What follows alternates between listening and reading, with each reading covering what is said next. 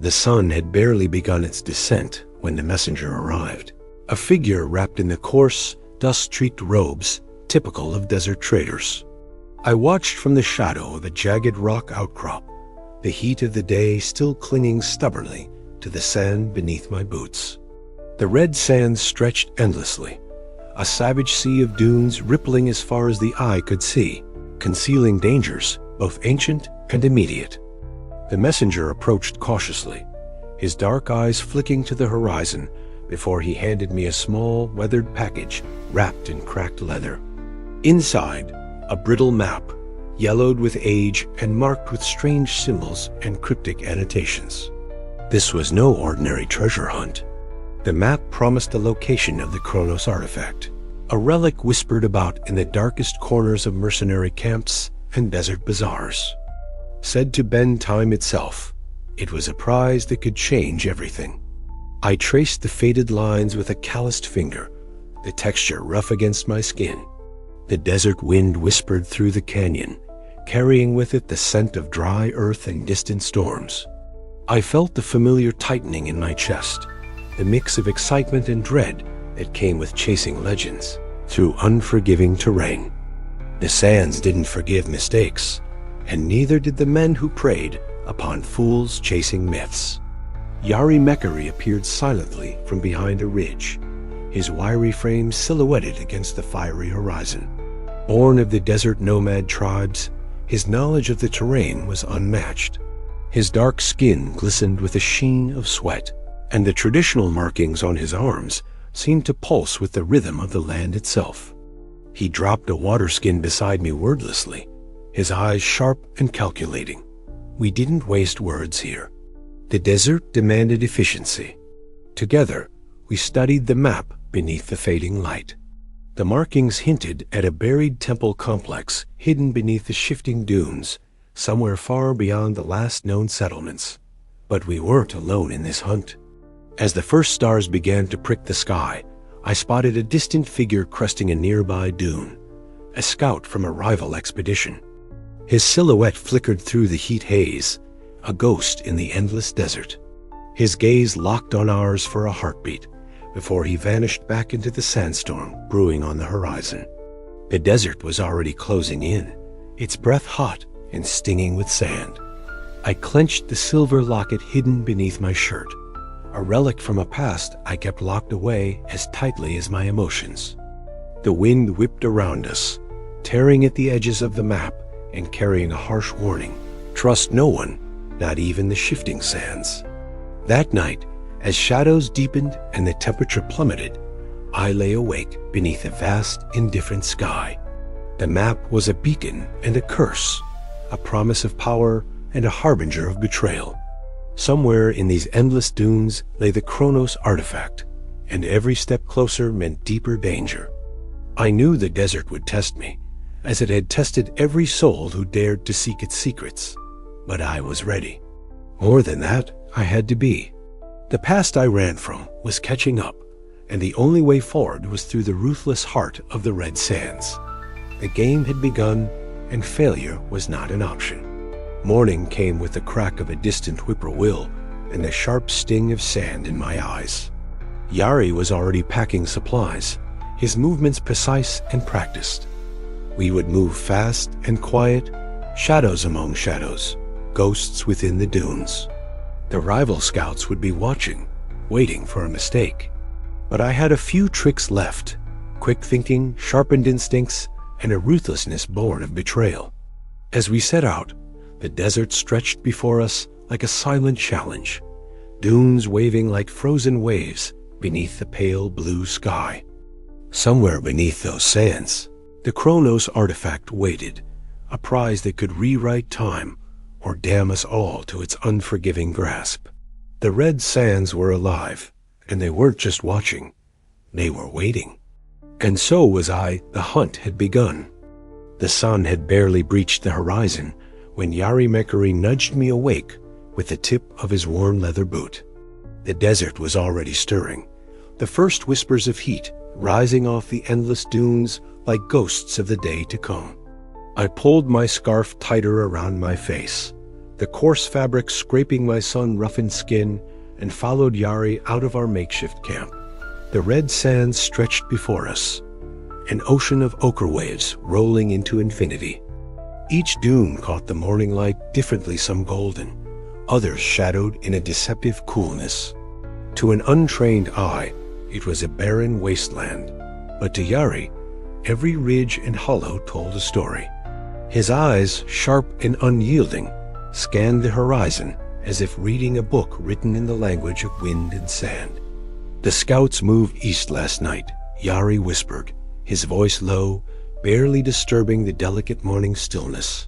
"Seleni's people are closing in." I nodded, swallowing the bitter taste of rising adrenaline. The rivalry had already tightened its grip on me, a weight heavier than the scorching sun above.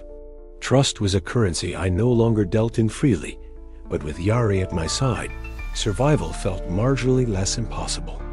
We set off, our boots sinking slightly into the warm sand, the rhythm of our footsteps a steady pulse against the vast silence. The desert seemed to breathe around us, an ancient beast, patient yet merciless. Every step was a gamble. Every glance over my shoulder, a reminder that eyes watched from afar. Hours passed under the relentless sun. Yari pointed out subtle signs, a broken twig half buried in the sand, the faintest footprints leading away from a dried riverbed, the ripple patterns that betrayed recent passage. Each clue was a thread in the complex tapestry of the desert's secrets. By midday, the heat pressed down like a physical force. My throat burned, the dry air scratching at my lungs. Sweat soaked through my gear, crystallizing salt on my skin. Despite the exhaustion, I kept my gaze fixed ahead, driven by the single-minded hunger that had brought me here to find the Chronos artifact and escape the ghosts of my past. Suddenly, atop a ridge, I caught sight of movement. Silhouettes against the blinding sky, figures darting between dunes with practiced stealth. Seleni's scouts. Their presence was a knife edge of tension, slicing through the day's monotony. "We're spotted," I muttered, signaling Yari to fall back into the shadows of a nearby outcropping. He nodded, already scanning for an alternative route. "They'll expect us to move south. We'll go north less direct, but safer." The decision was made in a heartbeat. We veered away from the path we plotted, trading distance for cover. The desert was a maze, and every choice could tip the scales between life and death. As the sun began its slow descent, a cool breeze whispered over the sands, carrying with it the scent of change. The sky darkened imperceptibly, dust swirling on the wind. Yari's eyes narrowed. "A storm's coming," he said grimly. "First of the season." We quickened our pace, the horizon rippling with heat and sand. The storm would be a wall of fury sand like needles, wind like a banshee's scream. To be caught unprepared meant certain death. Night found us crouched behind a jagged ridge, the stars hidden beneath thickening clouds of dust. Around a meager fire, Yari and I exchanged words sparingly, the crackling flames the only sound in the oppressive dark. My thoughts drifted to Selene. Her cold, calculating presence haunted the edges of my mind. She was as relentless as the desert itself, and I knew this game of cat and mouse was far from over. The wind picked up suddenly, howling like a living thing. Sand lashed at our faces, stealing sight and breath. The storm had arrived. We scrambled to secure our gear, the world dissolving into a swirling chaos of ochre and fury. Every instinct screamed to find shelter, to survive. Amid the tempest, I felt the weight of the desert's unforgiving nature settle deep into my bones. This was no longer just a journey for treasure. It was a test of will, a battle against the shifting sands and the rival eyes that hunted us relentlessly. And I would not go down without a fight. The red sands were coming alive all around us, and I was ready to meet them head-on. The sun was beginning its slow descent behind the rolling waves of the red sands when Yari Mekari halted abruptly, his dark eyes scanning the horizon with a practiced intensity. The desert's relentless heat still clung to the air despite the waning daylight, but the whisper of a hidden secret stirred beneath their feet, urging them onward. I crouched beside him, the cryptic map folded carefully in my weather-beaten hand, its faded markings guiding us to a place few had seen for centuries. The sands here shifted uneasily, as if guarding the ancient truths buried beneath their endless expanse. There, Yari breathed, pointing to a subtle break in the dune's curve. Beneath the swirling dust, a line of weathered stone jutted upward, a doorway half swallowed by time itself. The surface was carved with symbols I recognized from old desert tales, serpents entwined with stars, and glyphs warning of fate's cruel twists. Despite the desert's relentless assault, the entrance stood resilient, a silent sentinel to the secrets it concealed. I knelt before the threshold, my fingers brushing away centuries of sand and grit. The air was cooler here, a fleeting reprieve from the sun's oppressive glare. As I traced the worn carvings, a shiver ran through me, not from the cold, but from the weight of history pressing down. The Chronos artifact was said to lie within, a relic of time's own making, capable of bending reality in ways that defied reason. I had chased rumors and lies before, but this was different. This was the edge of legend. "We need light," I said, pulling a torch from my pack. Yari nodded, his eyes never leaving the shifting dunes behind us. "Seleni's team won't be far. They're as hungry as we are, and twice as ruthless." The temple's mouth yawned before us, darkness swallowing the flickering torchlight as we stepped inside. The air smelled of dust and ancient stone, heavy with the silence of forgotten centuries. Our footsteps echoed softly against the carved walls, hieroglyphs telling stories of gods and men, of time lost and reclaimed.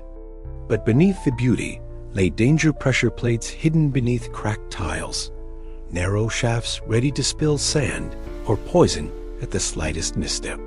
"Watch your step," Yari whispered, moving with the sure-footed grace of a desert nomad. He knelt to inspect the floor, pointing out a faint crack that betrayed a trap. My breath caught. One false move here would be fatal.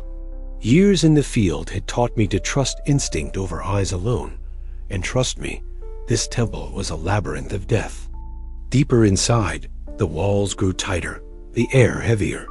Flickers of torchlight caught on metal mechanisms, ancient gears that hinted at a technology far beyond their time. I paused before a wall, adorned with a cryptic inscription, fingers tracing the intricate script. It spoke of time's fickle nature and the cost of meddling with fate. A chill ran down my spine. This was no ordinary treasure hunt. The stakes were far higher. Outside, the desert wind carried the faintest sound of movement. I knew Seleni's team was closing in, their presence a dark shadow lurking just beyond the threshold.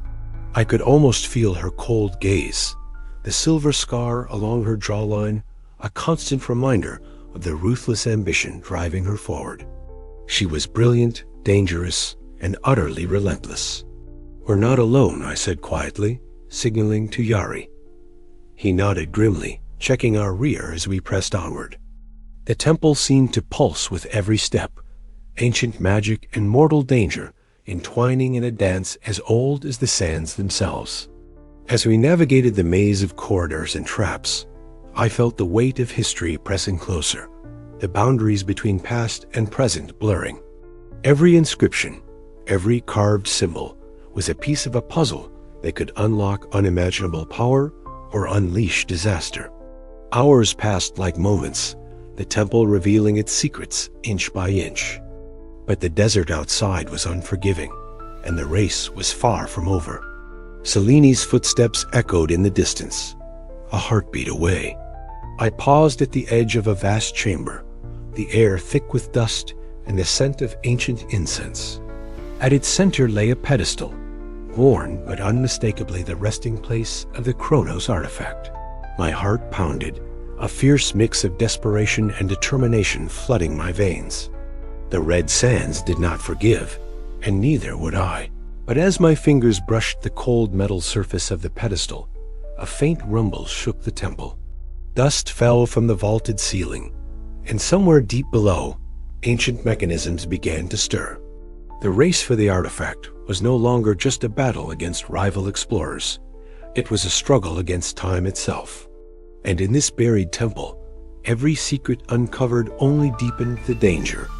The sands outside shifted, swallowing the horizon as the sun vanished beneath the dunes. The desert was alive, watching, waiting, and so was Celine. I took a steadying breath. The game had truly begun. The horizon bled a dull ochre, the sky churning as the first whispers of the sandstorm crept over the endless dunes. I stood rigid, the brittle parchment of the cryptic map clenched in one hand, the other resting on the grip of my sidearm. Beside me, Yari Mekari's dark eyes scanned the horizon, his wiry frame taut with alertness. The desert was shifting, not just beneath our boots, but in the very air around us, a warning and a threat. We weren't alone. Far off, the faint glint of metal and movement betrayed Celine Voss's expedition, their silhouettes etched against the rising dust. The woman herself, elegant and icy, was a storm as fierce as the one blowing in. Her piercing eyes caught mine across the barren stretch, a silent challenge that neither of us could afford to ignore. Then the winds howled, a guttural roar rising from the vast emptiness, swallowing the world in a choking veil of sand. The storm was upon us. There was no time for the usual dance of cat and mouse. Survival demanded unexpected alliances. I gestured sharply to Yari, our unspoken agreement clear: we would seek Celine and parley, if only to ride out the desert's wrath. We approached cautiously, the crunch of sand underfoot muffled by the storm's fury. Celine's camp was barely visible, a cluster of tents and equipment half buried in the swirling dust. She stood at the center, her silver scar catching the fading light, eyes sharp and unyielding. Draven she greeted, voice cold but pragmatic. I suppose even you can recognize when the desert is stronger than your pride. I met her gaze steadily. A temporary truce, then, to survive. She nodded, a flicker of something unreadable passing through her expression. Inside the shelter of ancient temple ruins, the storm's howling was a distant thunder. Lanterns cast flickering shadows over faces, etched with fatigue and suspicion. Celine and I sat opposite each other, the space between us charged with unspoken threats and fragile necessity. Yari kept watch near the entrance, his presence a steadying force amid the tension. The minutes stretched, punctuated by the crackle of radio static and the occasional murmur of guarded conversation. Every glance, every whispered word was a test of trust, or the lack thereof. Amid this fragile peace, Lena Voss slipped away. I caught a glimpse of her soft features, usually hidden behind dust-streaked goggles, as she melted into the shadows. That night, under the cover of darkness, she found me. Her voice was low, trembling with a mix of fear and resolve. "Kale," she whispered, "there are things you don't know. Things Celine won't tell you. I think her obsession is dangerous. Not just for us, but for all of us." Her words planted a seed of doubt, a fragile hope that perhaps the unyielding fortress of Celine's will had cracks after all. The storm raged on, relentless and unforgiving. Sand pelted the temple walls like 1,000 tiny daggers, blurring the edges of reality and testing the limits of endurance. Inside, the uneasy alliance held, but barely. Eyes darted, hands twitched near weapons, and every whispered conversation carried the weight of betrayal.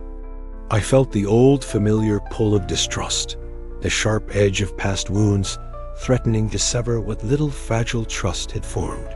Yet amidst the chaos, a new path emerged, one forged not in certainty, but in the desperate hope that even enemies could become allies when the sands themselves were the enemy. As the storm finally began to abate, the desert lay silent, but the echoes of that uneasy night lingered. The game had changed. And so had we. The desert does not forgive, but perhaps, just perhaps, it allows for second chances if one is willing to grasp them with open hands and wary hearts. And I, Cale Draven, was about to learn just how fragile those chances could be. The red sands outside glistened faintly under the settling dust, the sun a pale orb fighting through the haze. Our fragile truce was a thin line stretched taut over a chasm of suspicion. Every shadow seemed to conceal a dagger, every silence a whispered threat. I tightened my grip on the worn locket hidden beneath my shirt, a talisman of a past I was desperate to outrun but could never escape. The desert winds, harsh and unyielding, whispered promises of betrayal and survival. Tomorrow, the hunt would resume. But tonight, under the watchful gaze of ancient stones and restless spirits, I was reminded that in the red sands, no alliance was safe and no trust cheap. The storm had passed, but the real tempest was just beginning. The sun scorched down on the red sands, a relentless orb that beat against my weathered skin and burned the edges of my patience. Each grain of sand seemed to mock the fragile alliances we'd forged, whispering ancient secrets and warnings I wasn't sure I wanted to hear. Beside me, Yari Mekari moved with a sure-footed grace born of a lifetime navigating this merciless terrain. His dark eyes flicked ahead, reading the desert's subtle signs as if they were written in the very air. "We're close," he said quietly, voice rough but steady. The sand shifts oddly near the last markers. It's like the desert's trying to hide something. I nodded, my fingers tightening around the worn leather of the map that felt less like guidance and more like a curse. The Chronos artifact, the prize that had drawn us deep into the heart of this endless wasteland, was said to bend time itself. Power like that was a drug, and I was already addicted. But the desert wasn't the only danger. The fractures in our group were widening. Trust was a scarce commodity, and betrayal lurked just beneath the surface, waiting to strike. That night, the camp was a fragile thing, flickering like the flames that danced in the firelight. I sat apart from the others, the dry wind carrying the scent of dust and distant smoke. My mind drifted back to a darker time, to a unit shattered by treachery, to a past I'd tried to bury beneath layers of grit and survival. Yari settled beside me, breaking the silence. "You carry ghosts," he observed, voice low but without judgment. I glanced at him, the shadows from the flames casting flickering shapes across his face. "Aren't we all?" He chuckled softly, a dry sound that blended with the desert's whisper. "That's why you keep that locket hidden, isn't it?" I didn't answer, but the weight of the worn pendant against my chest was a steady reminder of everything I'd lost and everything I was fighting for. Days passed in a blur of shifting dunes and tense negotiations. Lena Voss lingered on the edges of our group, her conflicted gaze betraying the loyalty she pretended to hold. Selini's shadow loomed large, cold and unyielding, a constant reminder that the race was far from over. Then the betrayal struck like a sudden sandstorm, violent and disorienting. A trusted ally someone I'd counted on had stolen a vital fragment of the map, throwing our plans into chaos and tipping the scales toward our rivals. The revelation hit with a brutal finality, fracturing what little trust remained. Confrontations followed, words sharp as the desert thorns. Accusations flew like arrows, and the fragile truce within our camp unraveled under the weight of suspicion. Lena's secret communications with Celine became an open wound, her loyalties torn between blood and conscience. In the cold stillness of night, I stood watch alone, the stars above vast and indifferent. The desert seemed to hold its breath, waiting for what would come next. My heart pounded with a fierce mix of desperation and determination. There was no turning back. The red sands had claimed many before me, but I wasn't ready to be one of them. Not yet. I tightened my grip on the locket, the metal cool against my palm.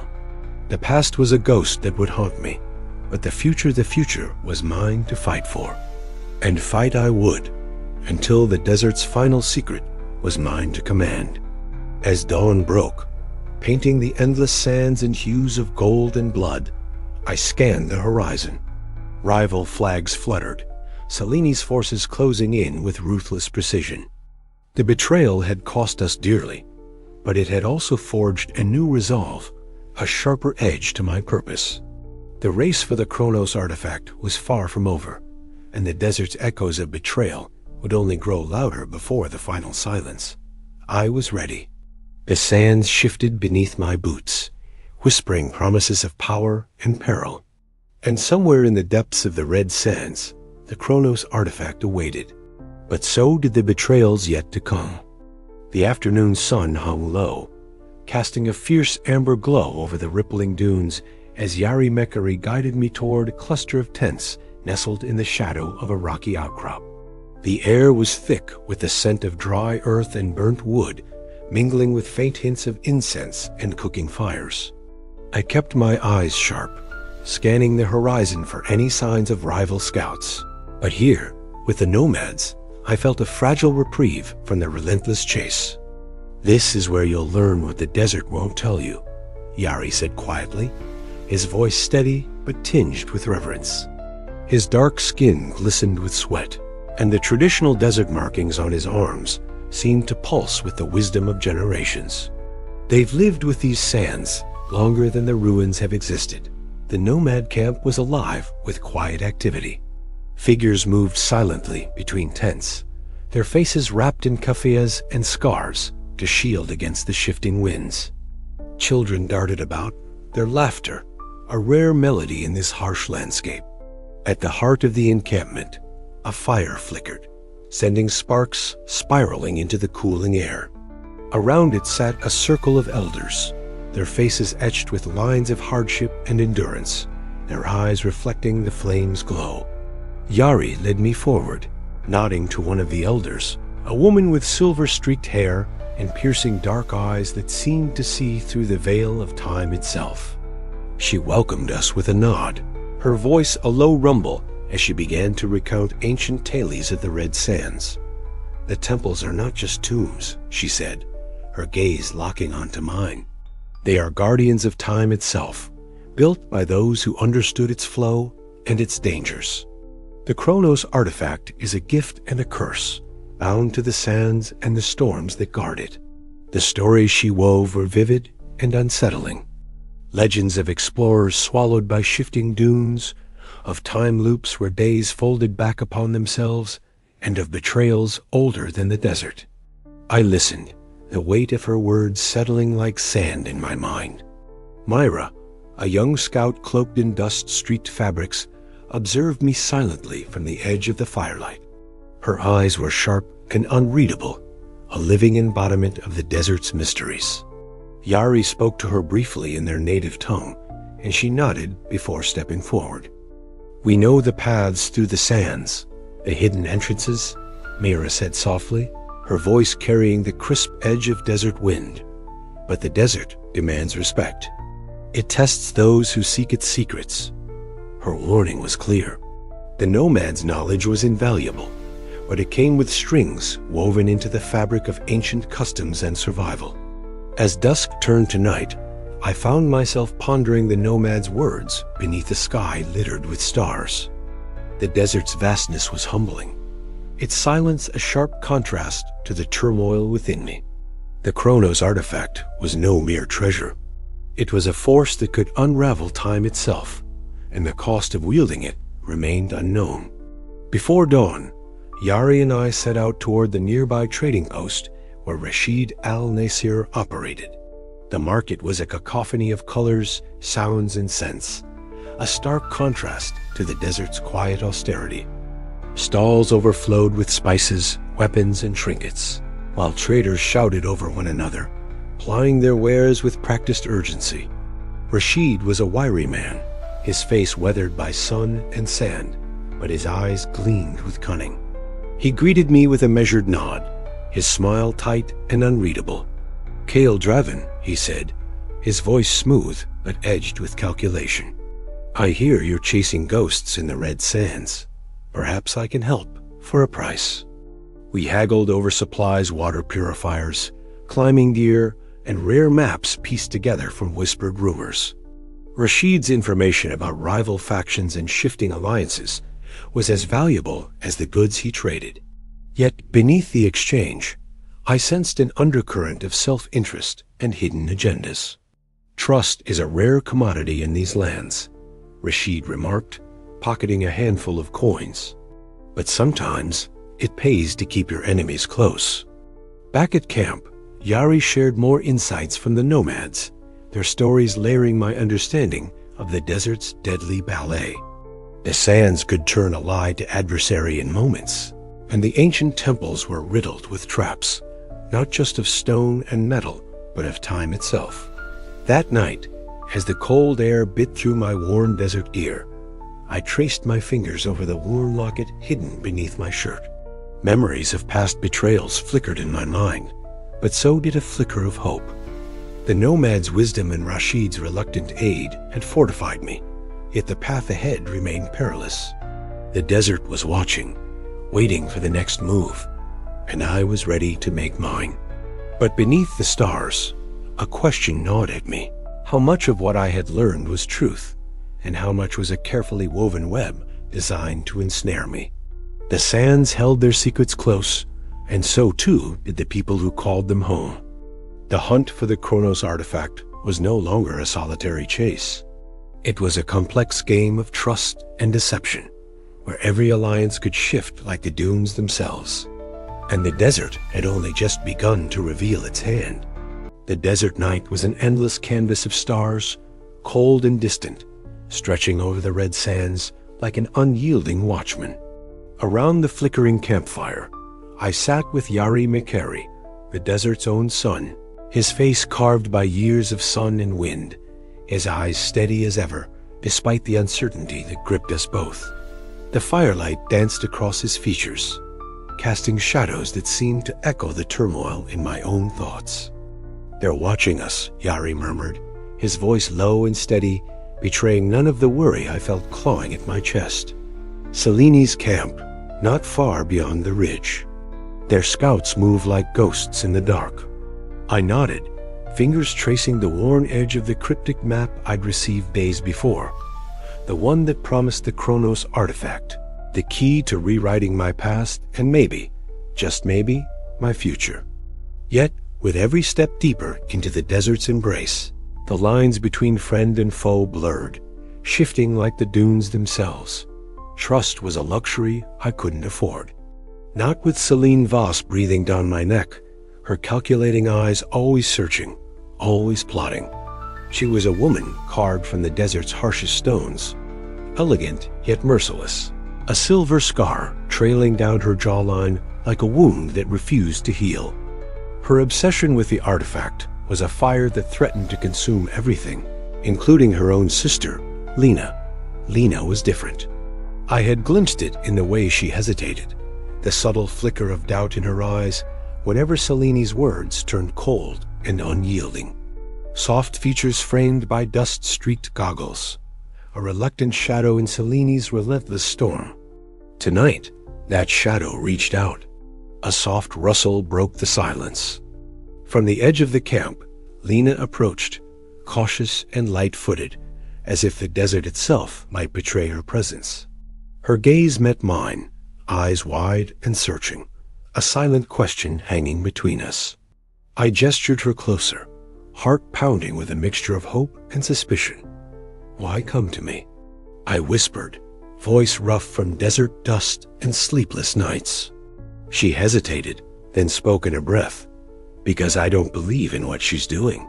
This hunt, it's not just for power. It's for destruction." In that moment, the desert's chill seemed to deepen, the fire shrinking as the weight of her words settled between us.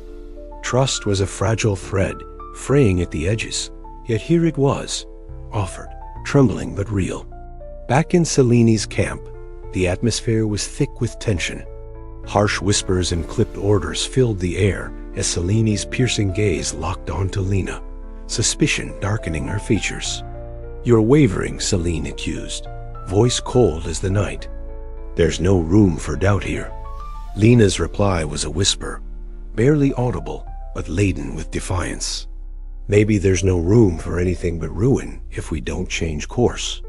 The fracture within their ranks was widening, and I knew that the fragile peace between our expeditions was crumbling with it. The desert was no longer just a backdrop for our hunt.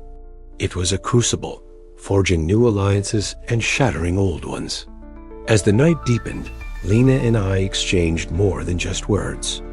We shared glances heavy with unspoken promises and cautious hope. Her knowledge of Celine's plans, her doubts about the ruthless pursuit of the Kronos artifact, became weapons as sharp as any blade. But with every secret shared, every alliance formed in shadows, the risk of betrayal grew. Could I trust her? Could she trust me? The desert had taught me that survival depended on reading the shifting sands and the shifting hearts with equal skill. The wind picked up, carrying with it the distant howl of a sandstorm gathering strength. Our time was running out. Trust, once broken, was hard to mend.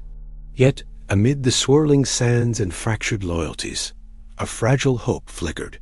This was more than a battle for an artifact. It was a battle for trust, for redemption, for the chance to rewrite not just history, but our own fates. And as I stared into the dancing flames, the desert whispered its eternal warning. In the red sands, betrayal was the only true constant. I settled deeper into my cloak, eyes fixed on the darkness beyond the firelight. Tomorrow, everything would change. But tonight, beneath the endless stars, a new alliance was born. Fragile, uncertain, but perhaps the only chance we had to survive. The desert held its breath, and so did I. The sun was dipping low, casting long shadows that stretched over the endless dunes like ancient fingers reaching out from the red sands. Yari Mekari squinted against the biting wind, his dark skin etched with the familiar desert markings that seemed to dance in the fading light. Beside him, I adjusted the straps of my gear, the worn leather creaking softly, and studied the towering stone facade that loomed ahead. The entrance to the temple complex whispered about in hushed legends and cryptic maps. The temple's massive doors were carved with intricate symbols, their meaning lost to time, but their craftsmanship undeniable. Dust swirled violently around our boots, the desert wind howling like a living beast caught in an eternal rage. I felt the weight of the moment press down on me. This was it, the gateway to the Kronos artifact, the prize that had driven me through the unforgiving sands and rival gun barrels alike. "This is it," Yari muttered, his voice low but steady. "The place where time itself sleeps." A shiver ran down my spine, the weather from the cold or the anticipation, I couldn't say. We pressed forward, our footsteps echoing off the ancient stone as we crossed the threshold. The air inside was stale, thick with dust that danced in the beams of our headlamps like ghosts of the past. The corridors stretched before us in a labyrinthine maze, walls adorned with faded murals depicting scenes of gods and mortals intertwined in battles lost to memory. I paused, fingertips tracing the edge of an inscription. The language was unfamiliar, but the patterns suggested a warning. Somewhere in these halls lay traps, ingenious and deadly, designed to protect the secrets within. I motioned to Yari, who nodded, his eyes sharp and alert. "Stay close," I whispered. "One wrong step in this place will bury us for good." The first trap revealed itself almost immediately.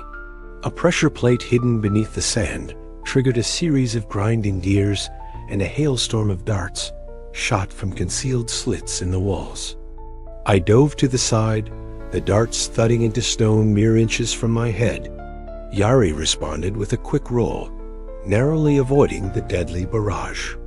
"This place doesn't want visitors," he muttered, eyes scanning for more hidden dangers. We moved cautiously, every moment a test of nerve and skill. I found myself relying on instincts honed during years of combat and survival, my hands steady despite the pounding of my heart. Ancient mechanisms creaked and groaned as we disarmed traps and deciphered cryptic puzzles etched into the walls. The deeper we ventured, the heavier the air grew, as though the temple itself was watching, waiting. Then her voice cut through the stale silence, cold, clear, and laced with steel. "You're trespassing, Draven." I spun toward the source, heart tightening. Celine Voss emerged from the shadows, her elegant but unyielding posture framed by the flickering light. The silver scar along her jawline caught the glow, a stark reminder of the losses that had shaped her ruthless pursuit. "Voss," I said, voice low but edged with warning. "I should have known you'd be here." She smiled, but it didn't reach her eyes. The artifact belongs to those who have the will to claim it, not a rogue mercenary running from ghosts. Lena appeared behind her, dust-streaked goggles reflecting the dim light, eyes softer but clouded with conflict. The tension between the sisters was palpable, a silent battle of loyalties playing out in glances and unspoken words. "Enough," I said, stepping forward. "We don't have time for your games. The desert is closing in." Outside, the wind had risen to a furious howl. The sandstorm, a monstrous wall of dust and fury, advanced relentlessly, blotting out the sun and threatening to seal the temple's entrance forever. The desert was claiming back its secrets, and anyone foolish enough to seek them. The temple trembled with the shifting sands, ancient stone groaning as if resisting the inevitable. I glanced at Celine, her expression hardening. "Truce, for now," I offered. "We survived the storm together, and settle the score." She considered, then nodded sharply. "Agreed. But know this, Draven. When the sands settle, no alliance will hold." The corridors around us seemed to close in, the temple's labyrinth becoming a cage. We pressed onward, the faint glow of torches from Celine's faction flickering ahead. Every step was a battle against the past and the present, the relentless desert and the deadly secrets buried in the heart of the red sands. I tightened my grip on my rifle, senses sharpened to a razor's edge. Time was no longer a constant here.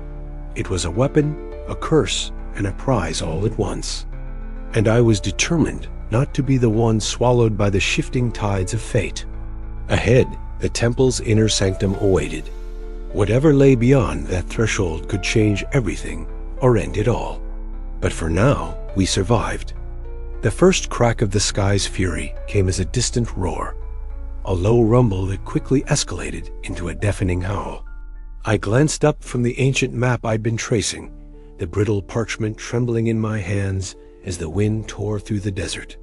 The red sands had been churning for hours, the horizon blurred by endless waves of dust and sand. But this storm was different.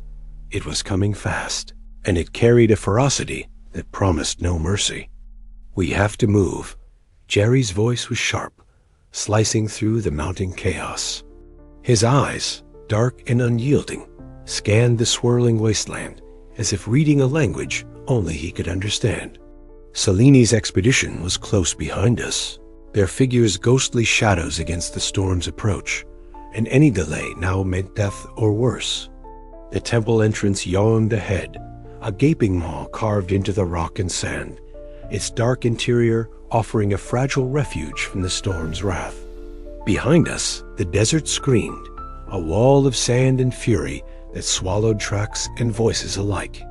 With no time to hesitate, we plunged into the shadowed corridors, the temperature dropping instantly as the oppressive heat of the sun gave way to the cold stone. Inside, the air was thick with dust, stirred up from the desert's breath, catching in my throat and clinging to my skin. Torches sputtered along the walls, their flickering flames casting grotesque shadows on the hieroglyphs that told stories of gods and kings long dead. The silence was broken only by the whispered footsteps and ragged breaths of those gathered within these ancient halls. Celine's team was already there, tension crackling in the stale air, like static electricity. Her piercing eyes met mine across the room, cold and unyielding beneath the silver scar that traced her jaw. She nodded curtly, a gesture that barely concealed the animosity simmering beneath the surface. "This storm will bury us if we don't work together," she said, voice low but commanding. For now, I kept my reply brief, every muscle taut with distrust. Temporary truce. But the temple's claustrophobic corridors bred suspicion as much as shelter. Whispered accusations ricocheted off stone walls, and every glance was weighed for hidden threats. Lena, Seleni's sister, hovered at the edges, her soft features shadowed beneath dust-streaked goggles. From the way she avoided Seleni's harsh gaze, I could see the conflict tearing her apart. Later, when the storm's roar dimmed to a distant growl, Lena slipped me a folded note. Her hand trembled slightly, eyes flickering with a mixture of fear and hope. "We don't have to be enemies," the note read, "but trust is a risk." The hours dragged on, the storm outside relentless, the desert's fury a constant reminder of how precarious our position was. Secrets spilled in hushed voices. Alliances fractured under the weight of desperation. Even Yari, ever the steady guide, cast wary glances at Rashid al-Nasir, the traitor whose loyalties never seemed to rest on solid ground. I found myself pacing the narrow passages, the weight of the worn locket hidden beneath my gear, a steady pulse against my chest. Memories surfaced, unbidden betrayals, losses, the faces of men I'd left behind. The Chronos artifact was no longer just a prize. It was a chance at redemption, at rewriting the past I couldn't escape. But here, in the belly of the temple, with the storm howling like a beast outside and enemies close enough to hear my breath, every step was a gamble. Friend and foe blurred in the dust and shadow, and one wrong move could mean death. I met Selene again in the central chamber, our eyes locked in a silent battle of wills. The air between us was thick with history and hatred, but beneath it, an unspoken understanding flickered. The desert tested us all, and only the cunning would survive. As the storm began to wane, the temple seemed to hold its breath. Outside, the sand settled, but inside, the real storm was just beginning. The whispers in the storm promised nothing but chaos, and I was ready to face it head-on. The temple's interior was cloaked in shadows, lit only by the pale shafts of sunlight filtering through cracks in the ancient stone. Dust motes drifted lazily in the stale air, disturbed only by my slow, deliberate movements. I stood alone in the heart of that forsaken place, the weight of the desert pressing in from all sides. My fingers traced the worn silver locket hanging at my chest, its cold surface a stark contrast to the dry heat of the temple walls. The locket was more than a keepsake. It was a tether to a past I'd tried hard to forget. Its surface was scratched and dulled, the delicate engravings worn smooth by years of handling. I closed my eyes briefly, memories flooding and unbidden. Faces, voices, betrayals, ghosts that still haunted the edges of my mind. But here, in the silence of the temple, those ghosts felt nearer, almost tangible. A sudden noise snapped me back to the present, a soft shuffle of footsteps echoing down the corridor. I slipped the locket beneath my shirt and melted into the shadows, every muscle taut, every sense alert. The desert was relentless, but it was the people, the rivals, the traitors that posed the greatest danger now. Among them, Selene Voss was a storm all her own, relentless and cunning, her gaze as sharp and unforgiving as the desert sun. Yet it was her sister, Lena, who now occupied my thoughts. Our brief encounters had been charged with unspoken tensions. Her conflicted glances and subtle gestures, hinting at doubts she dared not voice openly. When she slipped a folded piece of paper into my hand during a fleeting moment apart from Selene's watchful eye, the world seemed to tilt slightly on its axis. The note was small, the edges worn, but the words inside burned with quiet urgency. Lena's script was neat but hurried, a testament to the risks she was willing to take. She spoke of doubts, of fractures in Seleni's resolve, and the possibility of a different path. The implications were clear. Alliances could shift, and some loyalties were not as ironclad as they appeared. I folded the note carefully, the scent of jasmine faint but unmistakable, a strange comfort amid the dust and decay. It reminded me of distant memories, long buried beneath layers of pain and regret. For a moment, the mercenary within me faltered, replaced by a man grappling with hope and fear in equal measure. But hope was a dangerous thing in the red sands, trust even more so. I tucked the note away, my mind racing with possibilities and dangers. If Lena was willing to risk Seleni's wrath, perhaps there was a chance to turn the tide. Or perhaps it was a trap, another layer of deception in a game where betrayal was the only sure currency. The temple seemed to close in around me, the shadows deepening as the silence stretched. Somewhere beyond the crumbling walls, the desert raged on unforgiving, untamed. Yet in that moment, I felt a flicker of something else, a fragile thread of connection, a glimmer of alliance in the midst of chaos. I glanced down at the locket once more, the symbol of my past and the key to my future. The desert had shaped me, hardened me, but it had not yet broken me. As I prepared to move deeper into the temple's depths, I knew the path ahead would test every ounce of my cunning and resolve. And with Lena's secret message folded tight in my pocket, the stakes had never been higher. A sudden gust of wind swept through the temple entrance, carrying with it the distant roar of shifting sands. The storm was coming. Time was running out. I tightened my grip on the locket, squared my shoulders, and stepped forward into the darkness. The game was far from over, and in the heart of the red sands, every secret could mean the difference between life and death. The locket's secret was mine to bear, and perhaps my greatest weapon yet. But as the shadows lengthened and the sands whispered their ancient warnings, one question lingered in the quiet. Could I trust the fragile hope that now flickered between me and Lena? Or was it yet another mirage in a desert of lies? The desert held its breath. So did I. The desert night settled around us like a vast, suffocating shroud, the cold biting through the thin layers of my worn desert gear. The campfire burned low, its embers whispering faintly as the wind played with the heat. I sat apart from the others, the flickering glow casting grotesque shadows on my sun-weathered face. The silence was not empty. It was filled with ghosts. Memories clawed their way from the depths of my mind, unbidden and relentless.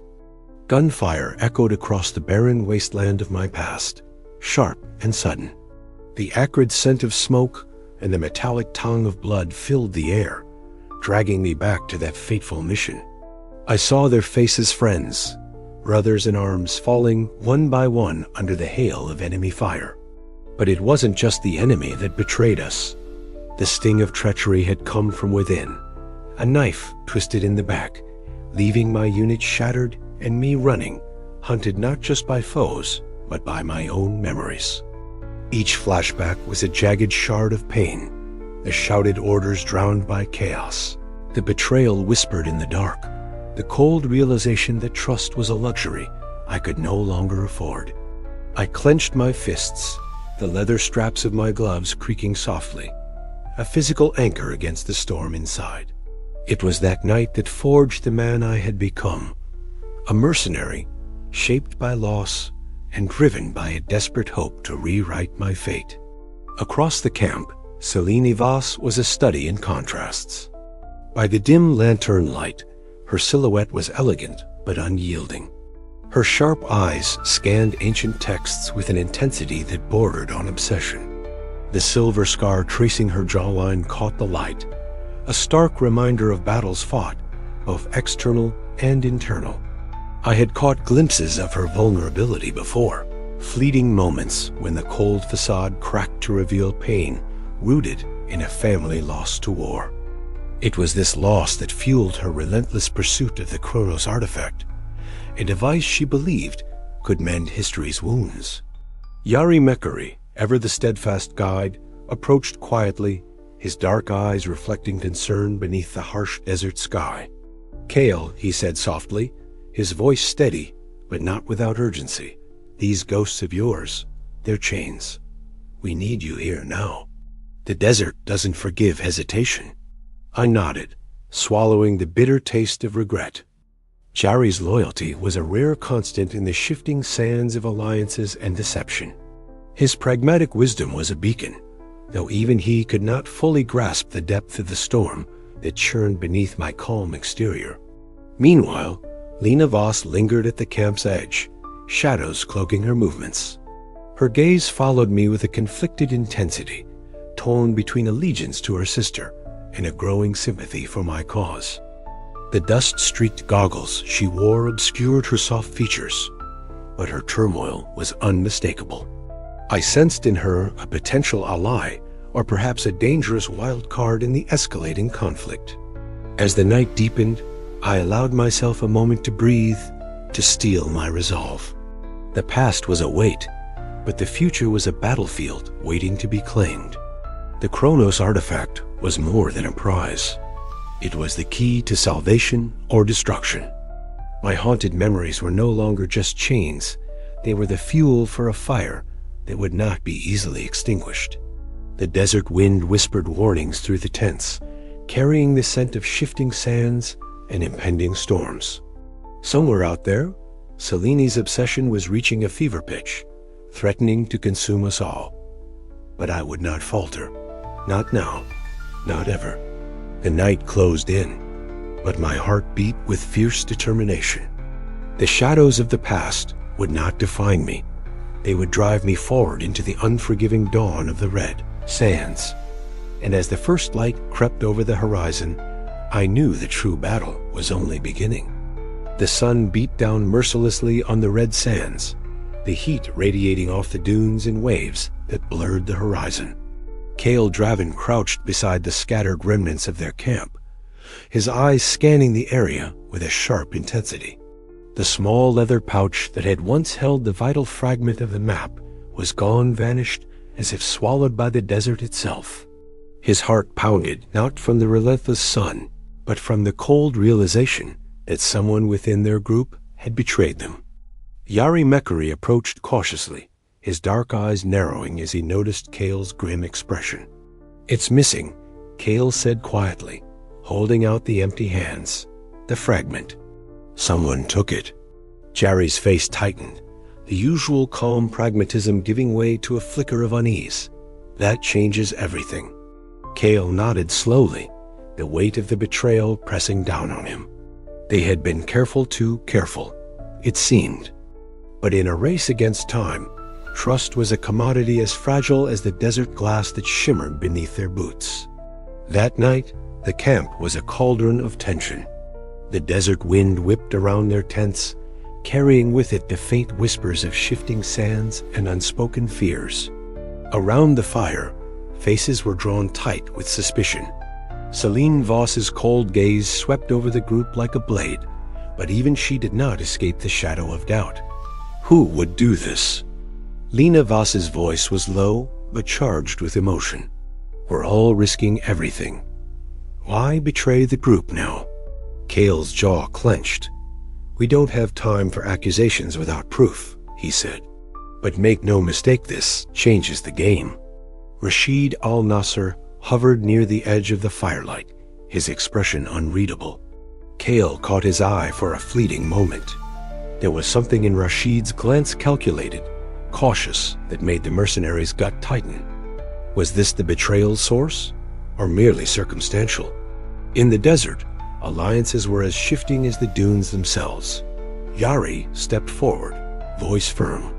"We need to move quickly. Whoever took the fragment is counting on us being divided. We can't let that happen." The night stretched on with whispered accusations and wary glances, the fragile trust between the explorers fracturing under the strain. Kale felt the old familiar sting of isolation creep in, but he pushed it down. Survival demanded focus, not fear. In the hours before dawn, Kale climbed to the crest of a nearby dune. the vastness of the red sands sprawling endlessly before him. The stolen fragment was more than just a piece of parchment. It was a symbol of broken trust, a crack in their fragile alliance that could cost them everything. His fingers brushed the worn locket hidden beneath his shirt, a reminder of a past he couldn't escape and a future he was desperate to forge. The desert was unforgiving, but Cale Draven was no stranger to hardship. With the sun rising behind him, he tightened his grip on the locket and scanned the horizon. The race was far from over. The sands whispered secrets, and betrayal lurked in every shadow. But Cale's resolve burned hotter than the desert sun. He would find the truth. He would claim the Chronos artifact, and he would survive. As the first light painted the dunes gold, the mercenary's breath came steady, his heart a drumbeat of tense determination. Somewhere out there, the traitor moved, but Cale was already planning his next move. The desert was vast, the dangers many, and the stakes higher than ever. Yet beneath it all, a fierce hope flickered, hope that even in betrayal there could be redemption, and that the sands of fate might still be turned. The chapter closed with the wind, carrying the echoes of whispered lies and shattered alliances, but also with the unyielding pulse of a man who refused to be broken. Cale Draven was ready to face whatever came next, alone if he had to, against the endless red sands and the betrayal that threatened to bury them all. The air inside the hidden chamber was thick with dust and the weight of centuries. Cale Draven's lantern flickered weakly against the rough stone walls, throwing long, wavering shadows that danced like ghosts in the stale silence. He crouched low, careful not to disturb the delicate rubble beneath his boots as he traced the edge of a carved relief with his calloused fingers. The symbols were unlike any he had seen in his years, navigating the red sand circular motifs entwined with hourglass figures, their meaning elusive yet beckoning. Beside him, Yari Mekari moved with the fluid grace of a man born to the desert's harsh embrace.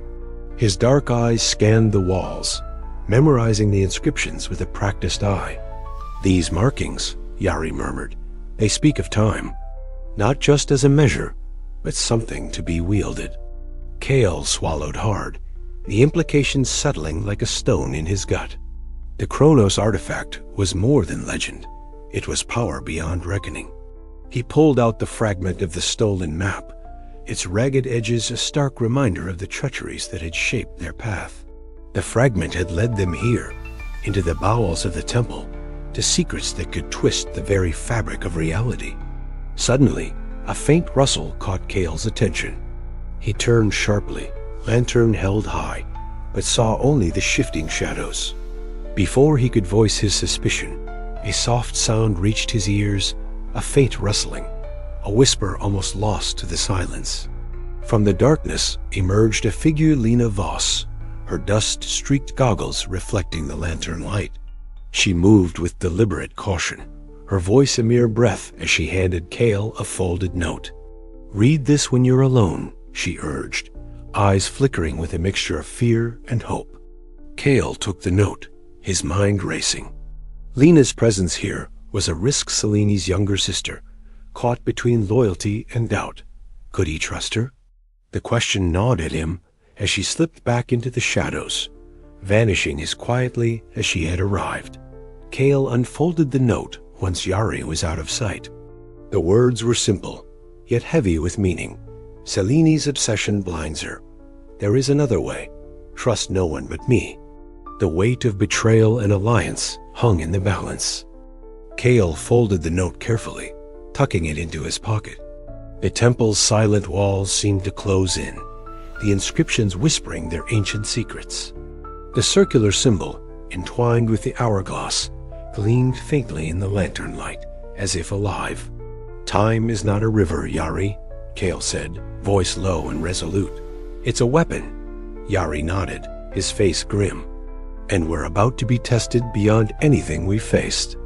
Deeper into the temple, the air grew cooler, the silence heavier. Cale's mind raced, piecing together the fragments of history and the stolen map's guidance.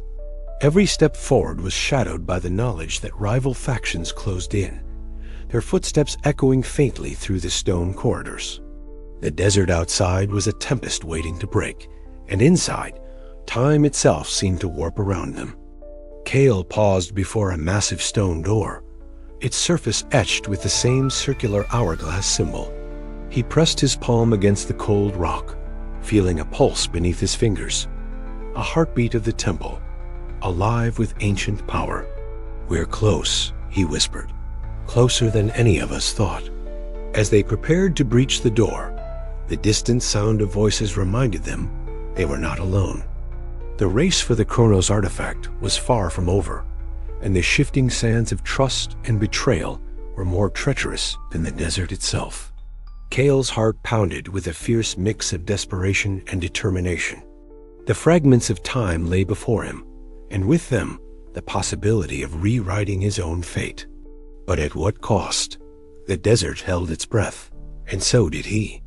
Outside, the wind began to howl, carrying with it the promise of storms and the relentless march of time. Cale tightened his grip on the lantern, the glow casting sharp lines across his weathered face. The hunt was far from finished, and every second counted. He glanced once more at the folded note in his pocket. "Trust no one but me." The words echoed in his mind as he stepped forward into the unknown, the past and future entwined in the shadows of the temple. The sands whispered their secrets, and Cale was ready to listen. The cavernous chamber seemed to breathe with a life of its own, its ancient stones humming softly beneath the weight of millennia. Cale Draven stepped cautiously onto the cracked floor, the worn leather of his boots barely making a sound against the dusty surface. The air was thick, charged with an energy that whispered of secrets long buried and power barely contained. Across the chamber, Celine Voss awaited him, her posture poised and unyielding, the faint gleam of her silver scar slicing across her jawline like a sliver of moonlight in the dimness. "You came," she said, her voice a cold melody that carried both challenge and inevitability. "I knew you would." Cale didn't respond immediately. Instead, his sharp eyes scanned the shifting shadows that danced along the walls, flickering as if the very fabric of reality here was unsteady. The temple's magic was alive, warping time and space in subtle, disorienting ways. Footsteps echoed unevenly, the moments stretching and contracting like the pulse of a living thing. "This place plays tricks," Cale muttered, tightening his grip on the hilt of his knife. Celine's lips twitched into a faint smile. "More than tricks. It's a test. And only one of us will walk away with the Chronos artifact." Their eyes locked, a storm of history and hatred swirling between them. Cale thought of everything that had led him to this moment, the betrayals, the losses, the desperate hope that this artifact might offer a way out of his haunted past. Celine, with her icy determination and silent scars, was no less driven. She sought not just power, but a chance to rewrite history itself, to undo the pain that had shaped her. Without further warning, Celine lunged. The clash of their weapons rang through the chamber, sharp and echoing, cutting through the heavy silence. Cale moved with the practiced precision of a man who had survived countless battles, parrying and countering with a fierce grace. But the temple fought alongside them. The walls seemed to warp and ripple, distorting their movements and shifting the very ground beneath their feet. Time folded strangely here. One moment Cale felt as if he were moving through molasses, every second drawn out painfully. The next, his senses snapped forward, and the world blurred faster than his eyes could follow. He caught glimpses of the past, fragments of memories not his own, flickering like ghostly echoes around them. Celine's voice cut through the chaos, icy and sharp. "You can't run from what you've done, Cale. The past always catches up." He gritted his teeth, blocking a vicious strike before twisting away. "And you think controlling time will make your pain vanish? Power's a curse, Celine, one you're already drowning in." Her eyes flashed with anger and something almost like sorrow. You have no idea what I've lost." The silver scar along her jaw caught the flickering light, a cruel reminder of battles fought and sacrifices made. Kale's resolve wavered for a heartbeat. The human beneath the ruthless archaeologist suddenly stark and vulnerable. From the shadows, Lena Voss watched, her heart pounding in her chest. Torn between loyalty to her sister and an unspoken sympathy for Kale, she felt the fragile threads of alliance fray beneath the weight of their conflict. She knew the duel was more than a fight for the artifact. It was a collision of shattered souls, each seeking salvation in a desert that forgave nothing. The battle raged on, a blur of steel and shadow, the temple's magic bending reality around them. Time fractured, seconds lost and found, moments overlapping in a dizzying dance. Kale's mind raced to keep pace, fighting not only Selena's blade, but the disorienting effects of the chamber. As their weapons locked, Selene leaned in, her voice a harsh whisper. "This ends now, Kale. Either the artifact is mine, or everything you fought for is meaningless." Kale met her gaze, breath steady despite the chaos. "Then let's finish it." But the temple had other plans. A sudden tremor shook the chamber, ancient mechanisms groaning to life. The walls pulsed with an eerie light, and the air thickened as if the very essence of time was unraveling. Both combatants froze, their duel suspended between past and future. In that suspended moment, Kale glimpsed the terrible cost of the artifact's power. Reality bending, lives unraveling, fate itself hanging by a thread. The choice before him was no longer just about survival or victory. It was about what kind of man he wanted to be when the sand settled. Selene's eyes searched his, the ice melting into desperation. "Help me control it," she pleaded. "Together, we can reshape everything." Kale shook his head, stepping back into the shifting shadows. Some things aren't meant to be changed. Their duel paused, the air crackling with unspoken truths and impossible choices. The temple whispered around them, ancient and eternal, as the Chronos artifact waited, a prize and a curse entwined in the endless dance of time. But the battle was far from over. The air inside the temple chamber was thick with dust and the lingering scent of ancient stone, mingled with the faint metallic tong of the desert air that seeped in through cracks in the walls. Flickering torchlight cast uneasy shadows that danced across the worn inscriptions etched into the walls, but it was Selene who held the room's attention. Slowly, deliberately, she reached up to the side of her face, pulling back the scarf that had become her shield against the world. There, under the pale light, gleamed the silver scar tracing from just below her ear, along the sharp line of her jaw. It shimmered unnaturally, a scar unlike any other, catching light in a way that was both beautiful and haunting. Kale's breath caught. He had seen the scar before, glimpsed it in fleeting moments during their confrontations, but never had it been so exposed, so raw. The scar wasn't just a mark. It was a map of pain, a testament to a past that had shaped Selene into the woman standing before him, elegant, cold, and unyielding. Yet now, in this moment, it spoke of something else: vulnerability. Selene's voice was low, almost a whisper, as she began to speak. "This scar, it's a reminder," she said, her eyes flickering with a rare hint of sorrow. "A reminder of the war that tore my family apart. The price of time, how easily it can slip away, taken by forces beyond our control. I wear it not as a badge of honor, but as a burden, a constant whisper that I cannot undo what's been lost." Kale studied her, searching the depths behind those piercing eyes. A woman he had always seen as nothing more than a rival, a relentless hunter of the Chronos artifact, was more complicated than he had ever imagined. Here was a broken soul, driven by grief and obsession, willing to risk everything to rewrite a past stained by loss. The distant howl of the desert wind crept through the ancient stone, threading its way between them like a living thing, carrying with it the weight of years and secrets buried beneath layers of sand. It was a sound that spoke of loneliness and endurance, of battles fought both without and within. Cale felt an unfamiliar tug at his own guarded heart, a flicker of empathy that he quickly smothered. He was no stranger to loss, to betrayal, but sympathy was a weapon he could ill afford to wield in this deadly game.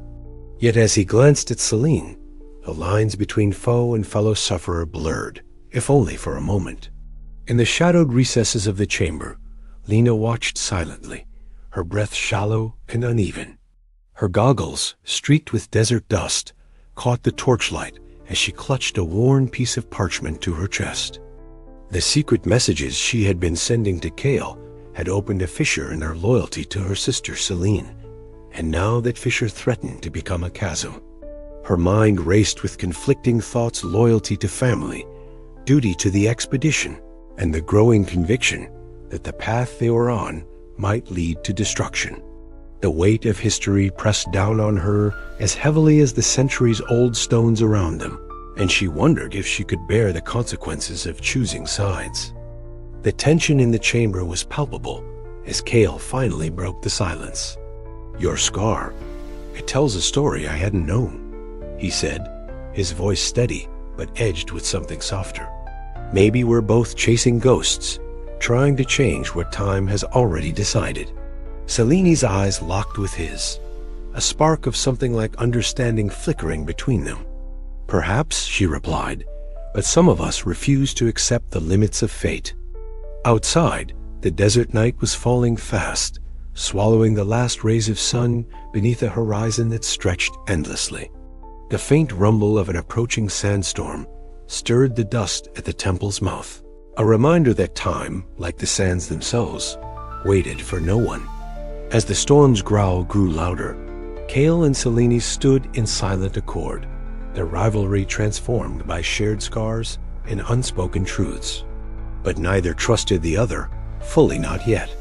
Lena's conflicted gaze drifted between them, the burden of her choices heavier than ever. The road ahead was uncertain, lined with shifting alliances and the relentless pull of destiny.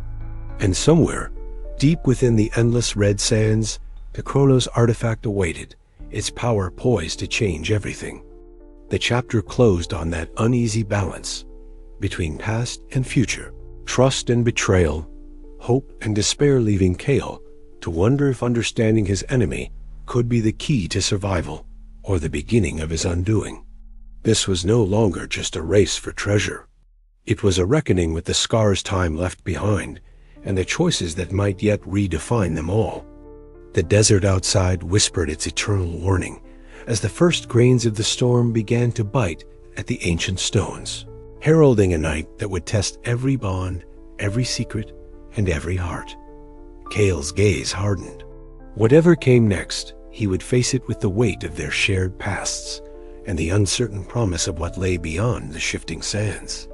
The silver scar gleamed faintly in the flickering light, a symbol not just of loss, but of the relentless will to endure. And the sands waited, patient and eternal, for the final move. The desert twilight cast long shadows across the jagged canyon walls, the fading light turning the sand a deep burnt orange. I waited, muscles taut beneath my worn desert gear, every sense alert. The air was cool for the first time in days, but the chill did nothing to soothe the tension coiling in my chest. The faint crunch of footsteps drew my gaze to a slender figure emerging from the shadows. Lena Voss. Her face was half hidden beneath a scarf, dust-streaked goggles reflecting the last amber rays. "You're late," I whispered, my voice low, barely carrying over the soft desert breeze. She shook her head, eyes darting nervously. "Had to make sure Celine was distracted. She's on edge, senses something's off." Her presence was a paradox, soft yet resolute, a flicker of vulnerability beneath the hardened exterior Celine's shadow had cast over her. I tightened my grip on the leather strap of my satchel, the weight of the stolen map fragments inside, and gestured toward a narrow crevice that sliced through the canyon floor. "What did you find?" Lena pulled a folded parchment from her coat, her fingers trembling slightly as she unfolded it to reveal crude sketches of the temples, hidden chambers, and a series of notations in ancient script. Seleni's been hiding the true extent of the temple's traps. These passages, they're not on any maps, I finished for her, eyes scanning the lines that promised shortcuts and escape routes. If you're right, this could turn the tide. She nodded, a flicker of hope lighting her tired eyes. But it's dangerous. If Selene finds out I'm helping you, she won't, I assured her, though the lie felt heavy. Trust was a currency more precious than water out here, and I had little to spare. As we slipped back through the canyon, the desert night unfurled like a velvet curtain dotted with cold stars. The flicker of a distant campfire caught my attention, and I motioned Lena to stay low. From my vantage point atop a rocky outcrop, I watched Rashid al-Nasser move between groups of Selene's mercenaries, his gesture smooth, his voice low but persuasive. Rashid was a wild card, his loyalties as shifting as the sands themselves.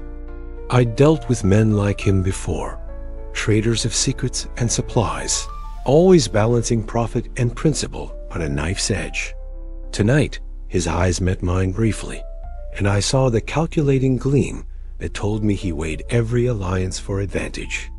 Back at my own camp, the fire's glow painted Lena's face in flickering shades of amber and shadow. The quiet between us was thick with unspoken fears and fragile trust. Why risk it? I asked finally, breaking the silence. Why help me? She hesitated, then met my gaze steadily. Because Selene's path will destroy more than just us. It'll tear apart everything we once believed in.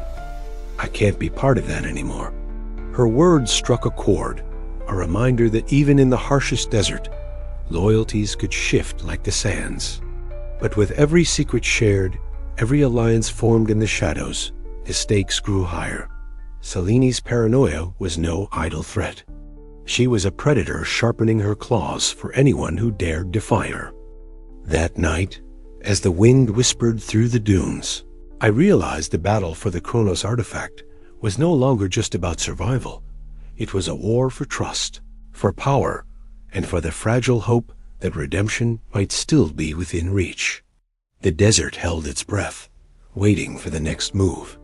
Days later, armed with Lena's intelligence, we set a trap of our own. Selene's forces moved like ghosts through the sand, confident in their superiority, unaware that the very ground beneath them had been mapped anew. When the ambush came, it was swift and brutal. Rifles cracked against ancient stone. Sand exploded in choking clouds, and the desert swallowed the screams. Through the chaos, I caught sight of Lena darting between shadows, her presence a beacon amid the storm. But the victory was Pyrrhic. Rashid's true allegiance remained a mystery, his disappearance during the firefight leaving a void no one dared fill. As the dust settled and the sun rose blood-red over the red sands, the fragile alliance between Lena and me had shifted the balance, but at a cost. Selene's fury was now a tangible force, her cold eyes burning with renewed resolve. The desert was no longer just a battlefield. It was a crucible, testing every bond, every trust, every secret. And I knew, with a certainty that chilled me to the bone, that the sands were only just beginning to shift. The heavy stone doors groaned open, revealing the chamber at the heart of the temple, a vast expanse carved from sandstone and ancient rock, yet alive with a surreal vibrancy that defied explanation. I stepped inside, every instinct screaming caution, as the air shifted around me in a way that felt both alien and unnerving. Light bent strangely here, shimmering like heat waves on a mirage, and the very walls appeared to ripple subtly, as if breathing. The ancient glyphs etched into the stone pulsed faintly, glowing with a soft, ethereal blue that seemed to pulse in rhythm with my own heartbeat. Behind me, Jerry's footsteps slowed, his eyes scanning the chamber with practiced vigilance. "This is no ordinary temple," he muttered, voice low. "Time itself. It's different here." I nodded, swallowing the lump forming in my throat. The Chronos artifact, the prize we'd risked everything for, was close. Yet the closer we drew, the more the world seemed to unspool around us. Selene and her faction entered behind us, their presence a knife-edge tension slicing through the chamber. Selene's eyes locked onto mine, cold and calculating, her silver scar catching the strange light and glinting like a warning. "Kale," she said, voice layered with both challenge and something darker. "You don't understand the power you're meddling with." I met her gaze steadily. "Neither do you, Selene. But we're about to find out." The words barely left my lips when the first shift hit. The air rippled and folded, and suddenly Selene's voice fractured, overlapping with itself like echoes trapped in a canyon. Her words repeated, warped, and overlapped, creating a disorienting chorus. "You don't understand. You don't understand." My head spun as reality seemed to stutter and rewind. I blinked hard, trying to focus. Lena moved quietly at the periphery, her goggles catching dust streaks as she slipped through the shadows. Her presence was a balm amid the chaos, though even she seemed affected, her movements blurring like a fading photograph. "Kale," she whispered urgently, slipping a folded note into my hand. The script was hurried but clear. "Trust is fragile here. Selene's resolve falters. We can turn this." I clenched the paper tight, feeling the weight of her hope and doubt. Around us, the chamber twisted further. The ground beneath Jerry's feet seemed to stretch and snap back, and suddenly he froze mid-step, eyes wide with alarm as distant thunder echoed backward, a sound both impossible and terrifying. "Traps," Yari hissed, voice tense. "The temple's defenses, they're activated but distorted.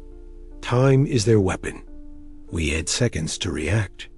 The floor trembled, and shifting stones revealed jagged spikes, while ancient mechanisms whirred with strange rhythms.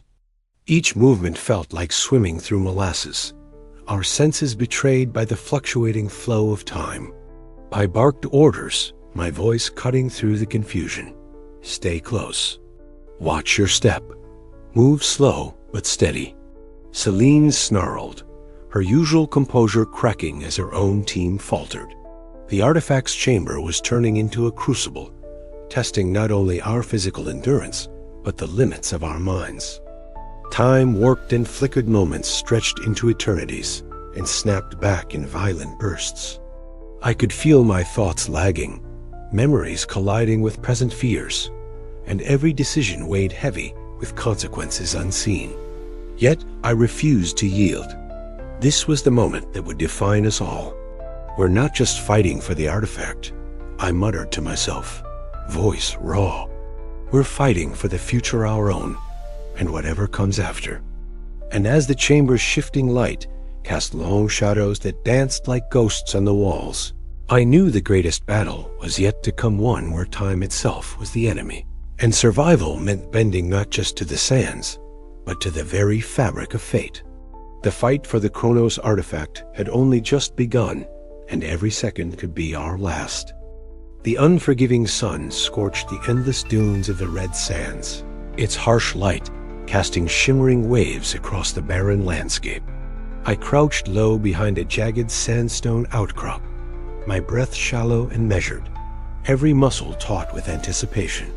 Beside me, Mira, a lithe figure cloaked in the muted browns and tans of the desert, held up a hand, her fingers curling into a silent signal.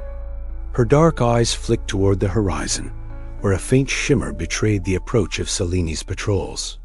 Myra's presence was a rare comfort amidst the merciless vastness.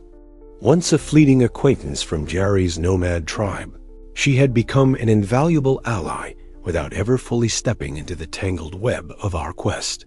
Her knowledge of the desert was unmatched. Every whisper of wind and grain of sand spoke to her like an ancient language. Now, as she guided me through these deadly shadows, her skill was the difference between life and death. We moved with practiced stealth, the crunch of sand beneath our boots muffled by the shifting dunes. The desert sun beat down relentlessly, but Myra's calm steadied me. She pointed ahead, indicating a narrow ravine carved by centuries of wind, a natural funnel that Seleni's forces were likely to patrol. We skirted its edge, every step calculated to avoid detection. Nightfall brought a cooler reprieve. Around a modest campfire, Myra shared tales passed down through generation stories of lost temples wallowed by the sands, of spirits that guarded the secrets of time itself. Yari listened intently, his rugged face softened by the crackling flames and the intimacy of shared histories. The scent of dry earth mixed with the faint aroma of desert jasmine carried on a gentle breeze that whispered promises of change. But even in the camp's quiet, tension simmered beneath the surface.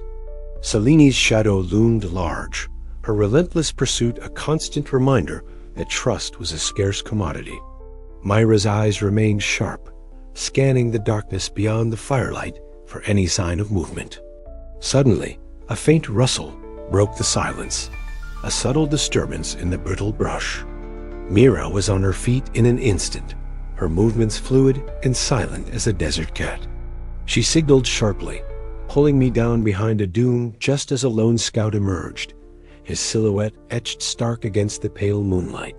The world seemed to hold its breath, the only sound the distant howl of the desert wind. We watched as the scout paused, scanning the horizon before retreating into the night. Myra's steady gaze met mine, the unspoken understanding clear the enemy was near and vigilant.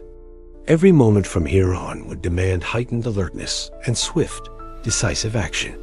As dawn painted the sky in hues of pink and gold, we observed Seleni's forces gather like a storm on the horizon. The desert, usually so indifferent, seemed to pulse with anticipation, an ancient stage set for the final act of our deadly dance. I tightened the straps on my gear, feeling the weight of the worn locket against my chest, a talisman against the chaos. Myra's intelligence had bought us precious time and insight, but the stakes had never been higher. The sands whispered warnings of betrayal and sacrifice, and I could feel the relentless grip of fate tightening around us all. Yet beneath the weight of uncertainty, a fierce resolve burned within me. This desert, these shadows, they were no match for the will to survive and the hunger to claim what was rightfully mine. The final confrontation loomed, and as the first rays of sunlight fractured the night, I knew that every step, every choice, would echo through the endless red sands forever. The desert sun had never felt so oppressive, a relentless furnace beating down on my back as I squinted toward the horizon. The sky was a harsh, unyielding blue, but beneath it, the red sands churned like a living beast, restless and hungry. I stood atop a jagged outcrop of sandstone, the heat radiating from the rocks beneath my boots, searing through my soles. The worn locket pressed against my chest was a steady weight, a reminder of the ghosts I carried and the stakes I faced. The distant rumble of thunder was a growing threat, an approaching sandstorm that promised no mercy. Around me, the desert seemed to hold its breath, the swirling dust picking up in spirals that danced ominously beneath the sun. This was no ordinary storm. It was nature's final warning, a reckoning that would test every ounce of my cunning and resolve. Selene Voss was somewhere out there, no doubt watching, waiting, as obsessed with the Chronos artifact as I was. Her expedition's camp lay hidden behind a ridge, a fortress of tents and equipment, guarded by mercenaries every bit as dangerous as their leader. I could almost see her now, poised and calculating, the sharp line of her silver scar catching the sunlight like a blade. She was elegant and cold, a woman whose brilliance was matched only by her ruthless ambition. Inside the temple, I knew she was delving deeper into secrets that should have remained buried. Her fingers traced ancient inscriptions on stone pedestals, her breath shallow and fast, a prisoner of her own obsession. I'd seen the way her eyes flickered with something darker than determination loss, regret, the kind of pain that could twist a person's soul into something unrecognizable. My mind drifted back to Lena, Seleni's younger sister. She was a ghost in the shifting sands, her soft features often obscured behind dust-streaked goggles.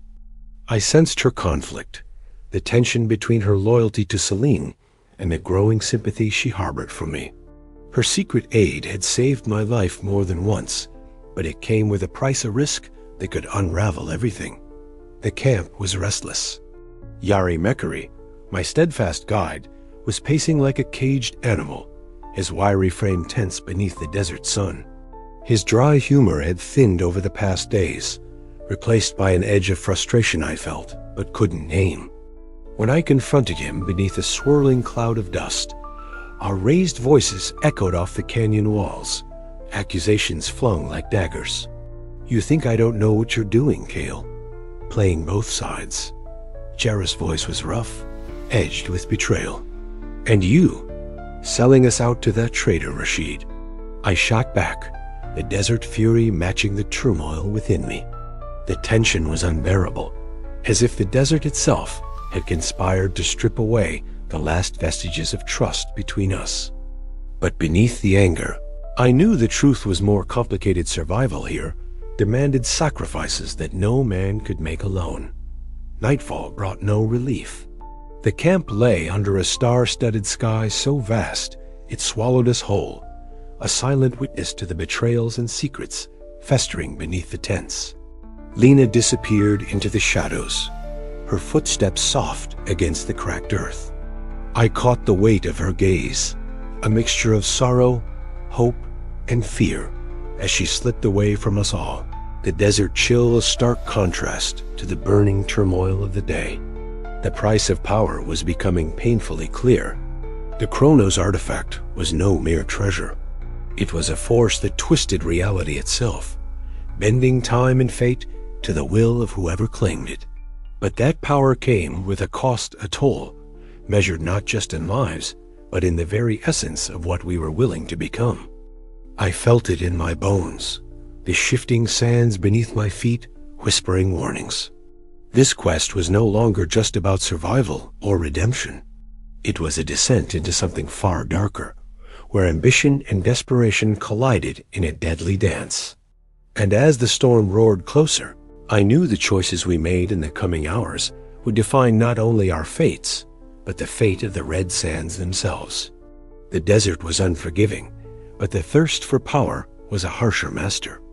And in that unforgiving heat, with the winds howling like ghosts around us, I braced myself for the inevitable, the moment when all our secrets would be laid bare, and we would have to pay the true price for what we sought.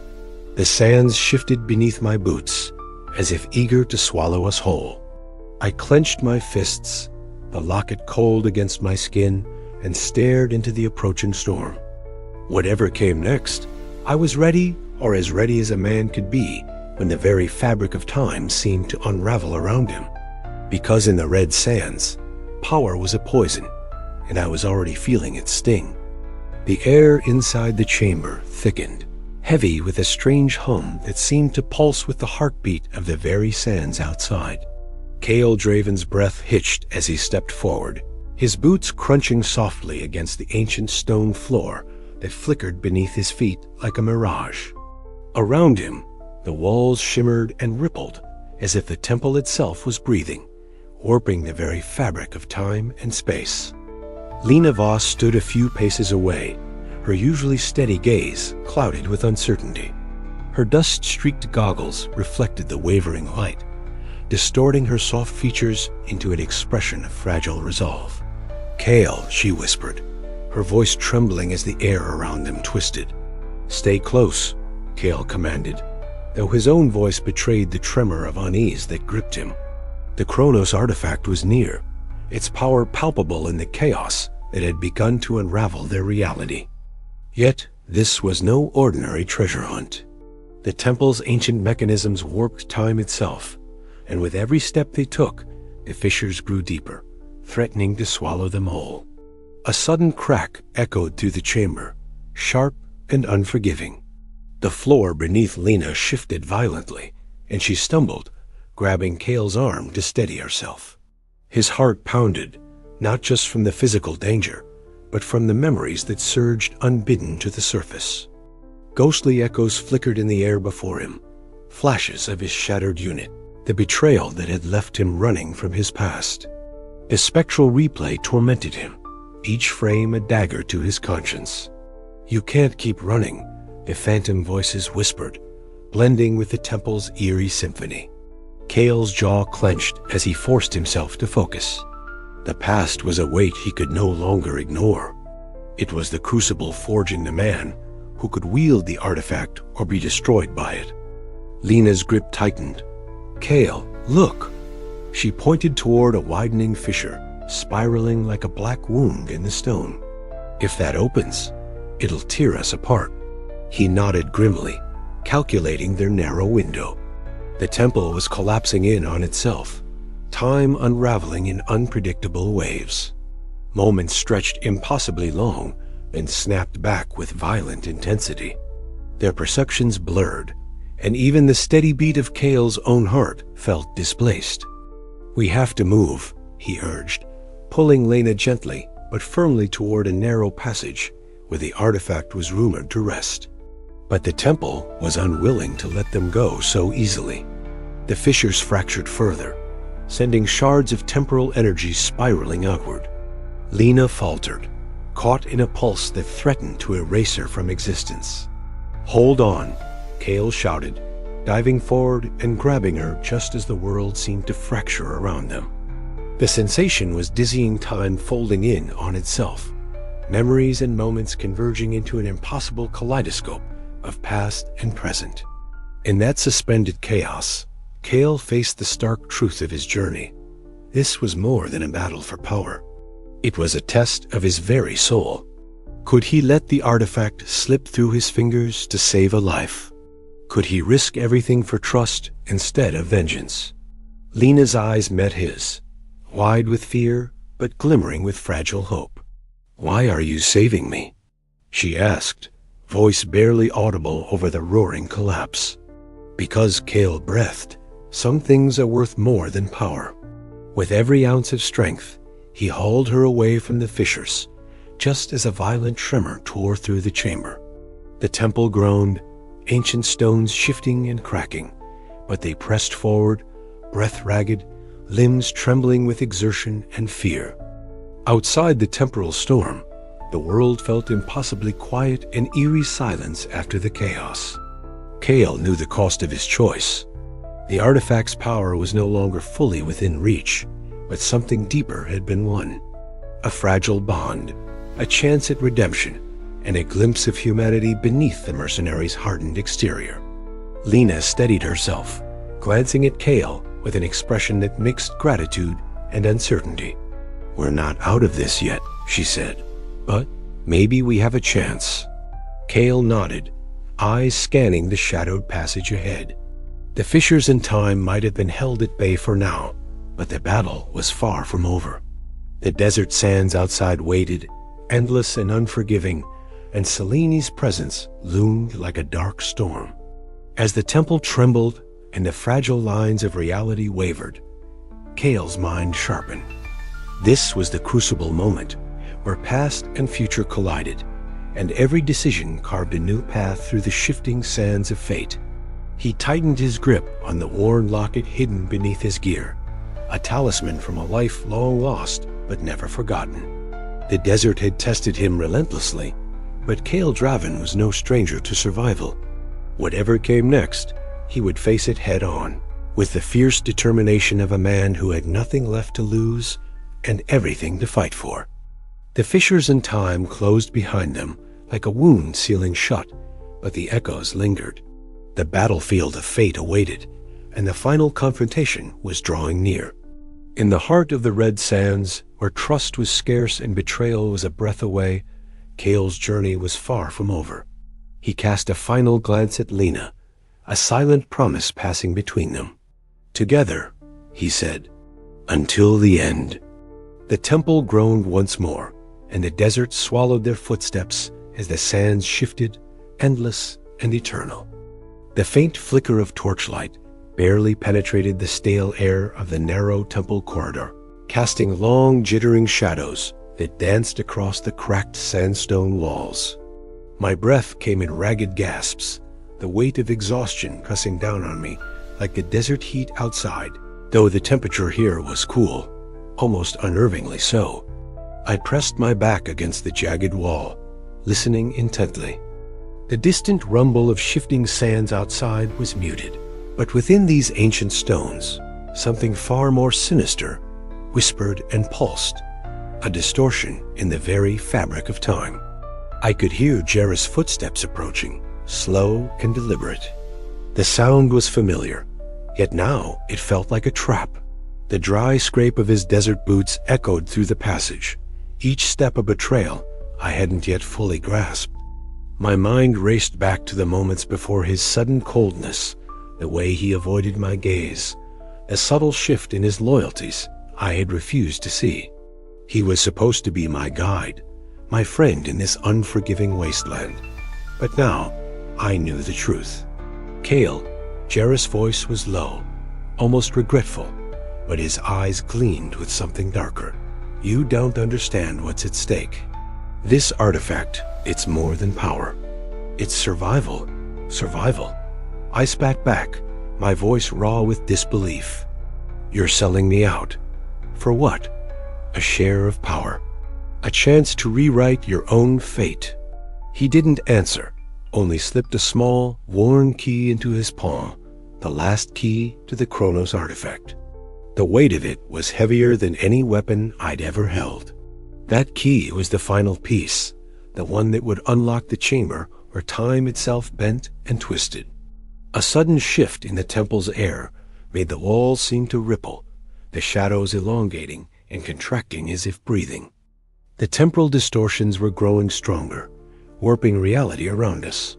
Time wasn't just a concept here. It was a tangible force, unpredictable and dangerous. With a sudden surge, Yari spun away, disappearing deeper into the labyrinthine passages. You won't catch me, he called over his shoulder, his tone edged with both triumph and fear. I clenched my fists, the sting of betrayal burning hotter than the desert sun. But there was no time to waste on anger. The temple was collapsing too fast, the distortions threatening to trap us forever in its shifting corridors. Outside the temple's open archways, a gust of desert wind swept through, carrying swirling sands that blurred the edges of vision and reality. I caught sight of Selene Voss, standing like a statue amidst the chaos, her piercing eyes fixed on me. The silver scar along her jawline caught the flickering light, gleaming ominously. She smiled not the warmth of a friend, but the cold assurance of a predator who knew the game's end was near. You're losing ground, Kale, she said, voice dripping with icy confidence. Your allies are slipping through your fingers. Before I could respond, a sudden movement caught my eye. Lena Voss, Celine's younger sister, moved swiftly through the dust-choked corridor, her goggles streaked with grime and sweat. She stopped beside me, her hands trembling as she pressed a folded note into my palm. Her eyes searched mine, silently pleading. The conflict within her was palpable loyalty to her sister, battling a growing doubt about the mission's true cost. I unfolded the note carefully, the hurried scrawl revealing a secret passage that might allow me to intercept Yari before he reached Selene. You have to trust me, she whispered, barely audible over the howling wind outside. I nodded, the weight of my choices pressing down like the shifting sands beyond these ancient walls. Trust was a fragile thing, and betrayal had already stolen so much.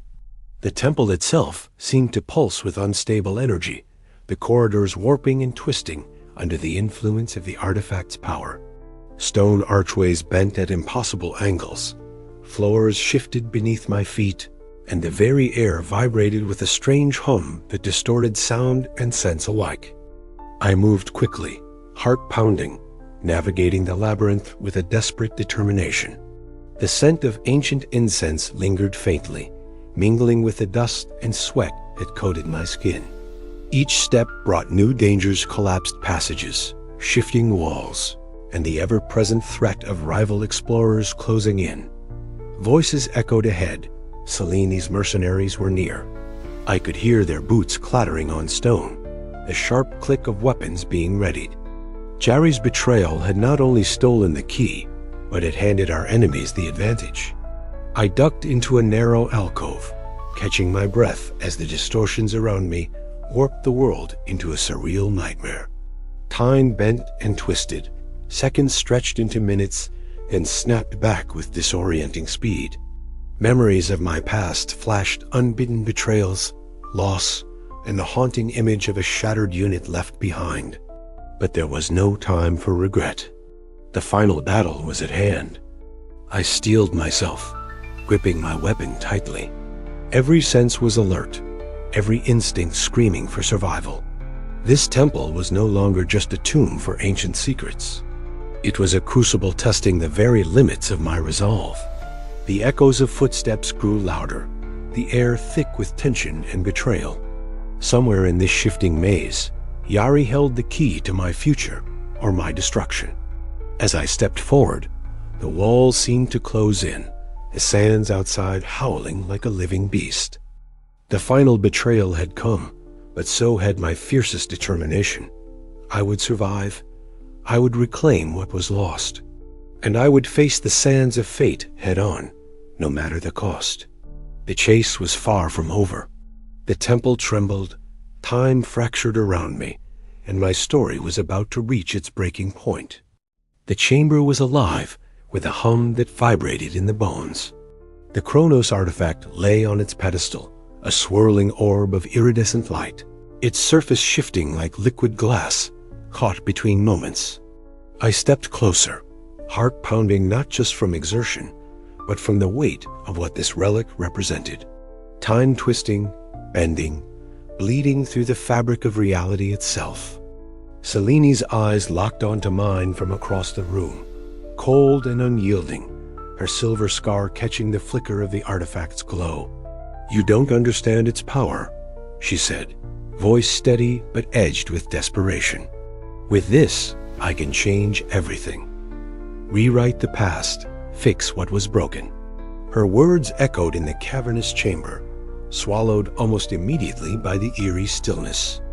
I could see the years of loss etched in her gaze, the obsession that drove her like a blade beneath her skin.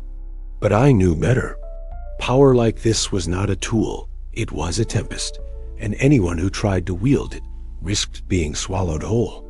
The air thickened, charged with an energy that made the hairs on my arms stand on end. I reached out, fingertips brushing the orb's surface, and the world shuddered. Time frayed. The walls seemed to ripple, ancient hieroglyphs twisting and flickering as if alive. Outside, the desert sun flickered wildly, cycling between dawn and dusk in seconds. My breath caught in my throat. This was no ordinary relic. It was a conduit, a catalyst to forces beyond comprehension. Selene moved with a predatory grace, her eyes never leaving the artifact. "Kale," she whispered, "join me. Together, we can control this. Shape a future where our pain doesn't dictate our lives." I shook my head, wary. "You're blinded by revenge. This power will consume you like it almost consumed me." Her laugh was sharp, bitter. "Then perhaps it will be your turn to fall." The chamber trembled as the artifact pulsed, sending waves of distortion rippling through the air. Time warped around us, seconds stretched into eternities. Moments flashed like lightning. I saw memories collide, my fractured unit, the betrayal that had broken me, Selene's scarred past, and the faces of those we had lost. It was like living a lifetime in a heartbeat. Without warning, Selene lunged, hands reaching for the artifact. I intercepted her, and the world fractured. Our struggle was no longer just physical. It became a battle across the shifting tides of time. One moment, I was locked in combat with her. The next, I was watching our younger selves, ghosts trapped in an endless loop beneath the temple's sands.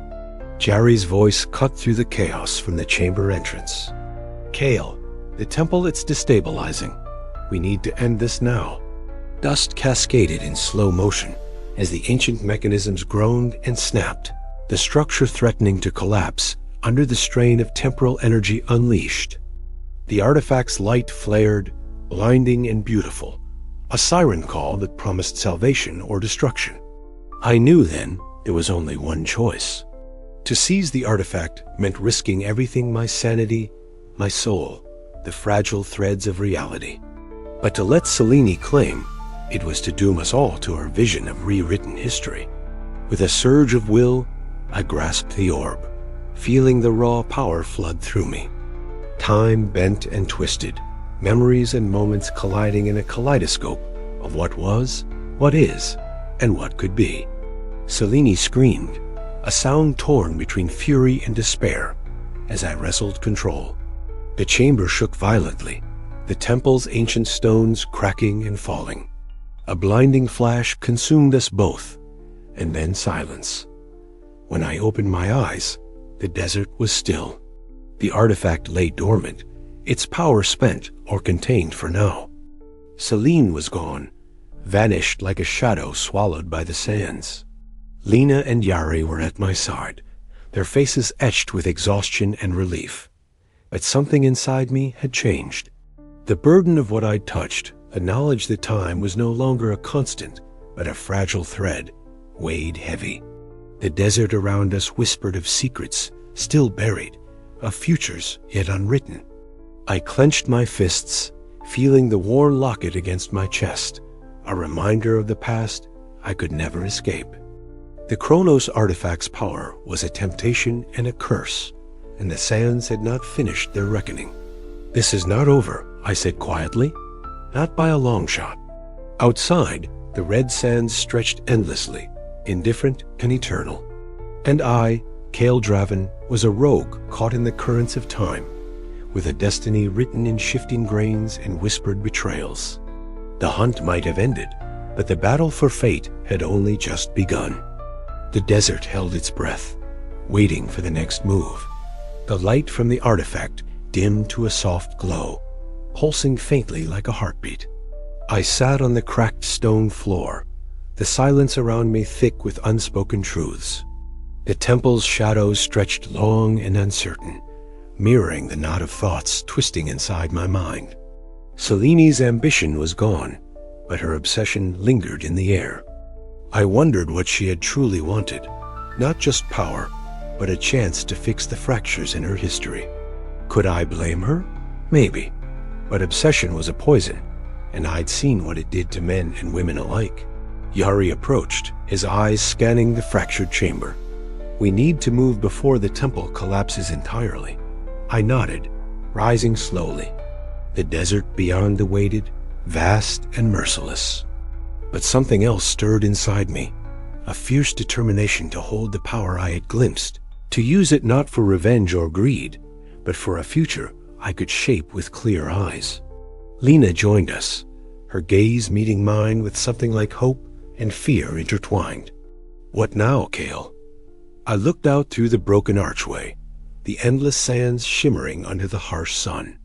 Now, we survive, we learn, and we prepare. Because time is no longer on anyone's side. The desert whispered around us, ancient and eternal. But I was no longer just a man running from his past. I was something more, a rogue bound to the shifting tides of fate, armed with a power that could change everything. And I wasn't going to let it slip away. The sands shifted once more, and the story was far from over. Outside, the desert sun blazed fiercely. The red sands stretched in all directions, endless and unforgiving. As we emerged from the temple's shadows, the wind carried a faint taste of change, of futures unwritten and choices yet to come. Selene was gone, but her shadow lingered. The artifact, now silent, hummed with latent power beneath the surface. I had seen the cost of wielding such might, and the price was yet to be paid. Yari clapped a hand on my shoulder. "You did what you had to do."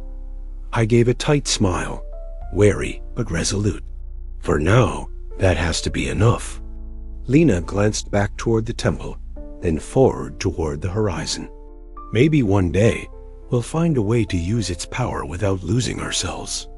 I looked at her, then at the endless dunes. Maybe, but that day isn't today. The desert wind picked up, carrying with it the scent of shifting sands and whispered secrets. The Chronos artifact had revealed its power, and the world was forever changed. And so was I. The red sands waited, eternal and watchful, as I prepared for the battles yet to come. The sands beneath my boots whispered ancient secrets as I walked away from the temple, the weight of the Chronos artifact's power heavy in my mind. Time had fractured, fate had bent, and the desert held its breath for what was to come. But one thing was certain. I was no longer just a rogue mercenary. I was a guardian of time's fragile thread, and the story was far from over. The desert sun dipped low, casting long shadows that stretched into the endless night. Somewhere beyond the horizon, new dangers awaited. But I would face them, one grain of sand at a time, because the red sands did not forgive. And neither would I. The chamber was alive, with a humming so deep it seemed to resonate within my bones. The Chronos artifact rested on its pedestal, glowing with an otherworldly light that pulsed like a heartbeat out of sync with the world around us. Celine stood opposite me, her eyes sharp and unyielding, the silver scar along her jawline catching the flickering glow. Around us, time itself seemed to bend and twist, seconds stretching thin before snapping back like a taut wire. "It's yours for the taking, Kale," Celine said, her voice low but laced with venom. "But once you touch it, there's no going back." I swallowed hard, the weight of the moment pressing down on me heavier than the desert sun ever could. Every step of this journey, the betrayals, the alliances, the relentless sandstorms, had led to this precipice. If I claimed the artifact, would it finally free me from the ghosts that chased me, or would it ensnare me deeper in this endless desert of fate? Lena, standing just behind Celine, shifted nervously. Her gaze flickered toward me, and in that glance, I caught the flicker of doubt she'd been hiding. Then, almost imperceptibly, she slipped me a small, ancient token, weathered and delicate. It was a silent plea, a fragile bridge of trust amid the chaos. The chamber walls shimmered as the artifact's energy surged, warping reality around us. Celine lunged forward, but I was faster, reaching out to grasp the artifact. The moment my fingers brushed its surface, a jolt of power surged through me. Time fractured violently. The air rippled like a disturbed pond, and echoes of past and future collided in a dizzying tempest. Outside, a sudden sandstorm roared to life, its howling winds battering the temple's outer walls. Yari and Rashid scrambled to secure our camp, their shouts swallowed by the storm's fury. The desert was alive, mirroring the turmoil within. Inside, seconds stretched unbearably long, then snapped back in chaotic bursts. Voices overlapped my own past regrets, Celine's bitter curses, Lena's whispered doubts, all colliding in a cacophony that threatened to tear my mind apart. I closed my eyes, focusing on the one thing that had kept me alive through every betrayal and every brutal trial: determination. This power was magnificent and terrifying, but it was mine to command now. I would reshape the future, even if it meant sacrificing everything I once held dear. Celine screamed in rage, her form flickering like a broken reflection as the artifact's energy engulfed us both. The desert sands outside began to settle, the storm abating as quickly as it had risen, leaving behind a silence so profound it felt like the world itself was holding its breath. When I opened my eyes, the chamber was still, but nothing would ever be the same again. The cost of wielding such power was etched deep within me, and as I stepped away from the pedestal, I knew the echoes of this choice would follow me into the endless sands, forever altering the course of my life and those caught in the artifact's shadow. The desert was quiet now, but the battle was far from over. Somewhere beyond the horizon, new dangers awaited, and the sands whispered secrets I had yet to unravel. For now, I was changed, marked by the weight of destiny and the fragile hope that, perhaps, fate could still be bent. But even as I moved forward, I couldn't shake the question that gnawed at me. At what price had I claimed this power? And could I ever trust the shifting sands again? The artifact's light dimmed, but its presence lingered in my veins. The desert had not forgiven me, nor would it ever. Yet neither would I. And as I vanished into the endless horizon, the legend of Kale Draven, the rogue of the red sands, was only just beginning. The first light of dawn crept slowly over the horizon, casting a pale gold wash across the endless expanse of the red sands. From the summit of a towering dune, I stood alone, the cold bite of morning air contrasting with the lingering heat of a restless night. The desert lay vast and silent, a sea of shifting gold and ochre, unbroken except for the faint scars etched by the storms that had raged here before me. My eyes traced the horizon where the earth and sky blurred into one, the promise of another day in a land that had tested every fiber of my being. I pulled the scarf tighter against the chill, the coarse fabric rough against my weathered skin. The worn locket, hidden beneath my vest, pressed against my chest, a small, silent reminder of the past I fought to outrun. The weight of the Chronos artifact was no longer on my shoulders.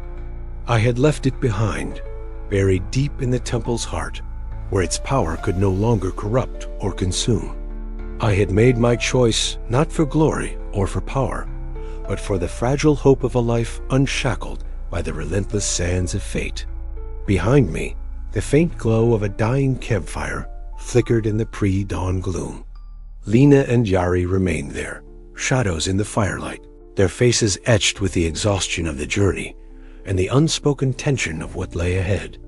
Lena's soft features, usually guarded beneath dust-streaked goggles, now seemed vulnerable, the conflict in her eyes mirroring my own. Yari, ever the stalwart guide, wore the calm pragmatism of a man who had seen too much yet refused to surrender. Neither spoke as I packed the last of my gear, the silence between us heavy with things left unsaid. "You don't have to do this alone," Lena whispered finally, breaking the stillness. Her voice was low, almost trembling with a mix of hope and fear. I met her gaze, the weight of our shared battles reflected in her uncertain eyes. "Some roads are meant to be walked alone," I replied, my voice steady despite the turmoil inside. "This desert doesn't forgive, and neither do I." Yari stepped forward, placing a firm hand on my shoulder. "Whatever you're chasing, Kale, remember the ground you walk on. The red sands take as much as they give." I nodded, grateful for their presence, yet resolute in my decision. The artifact's power had promised salvation, but delivered only ruin.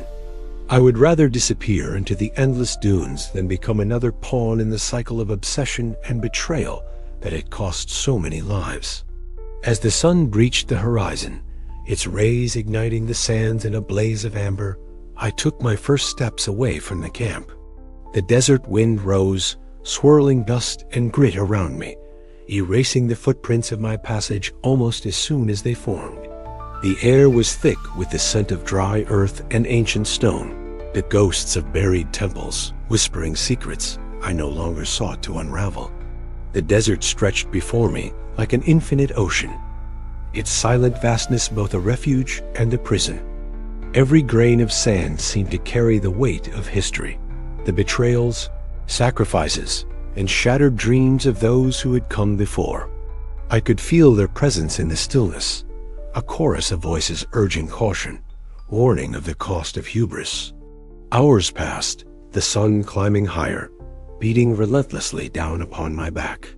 My breath came steady and measured, my senses honed to the subtle shifts in the landscape, the faint rustle of wind-blown sand, the distant cry of a desert hawk. The endless dunes rose and fell like waves frozen in time, their crests shimmering with heat. I thought of Celine, her cold eyes burning with a hunger for control that had almost consumed us all. Her silver scar, a mark of loss and obsession, haunted my memories like a warning etched into flesh. Lena's conflicted loyalty, Jerry's steadfast friendship, they were all part of this fractured tapestry woven from trust and betrayal. But now, as I walked deeper into the solitude of the desert, their faces faded into the distance. The artifacts, the alliances, the battles, they were behind me, buried beneath the shifting sands like the secrets of the temples. The wind grew stronger, carrying with it the first hints of an approaching sandstorm. The sky darkened, the horizon blurring into a swirling veil of dust and shadow. I paused, the storm's roar rising like a living thing around me, threatening to engulf everything in its path. Yet in that moment, amidst the chaos of nature's fury, I felt a fierce clarity. The desert did not forgive, but it also did not forget. It was a place of endings and beginnings, of secrets kept and stories left untold. I pressed forward, the storm swallowing my form until I was nothing more than a fleeting shadow, a whisper lost in the endless sands. What came next was unknown, a fate unwritten by time or man. And so, the legend of Cale Draven, the rogue mercenary, who dared to challenge the sands of fate and walk away from power itself, began to fade into the desert's eternal embrace. The red sands reclaimed their secrets once more, waiting patiently for the next soul brave or foolish enough to seek the Chronos artifact and face the relentless storm. The desert was silent again. The echoes of betrayal and sacrifice lingered like ghosts beneath the dunes, but the sands had moved on. And so had I.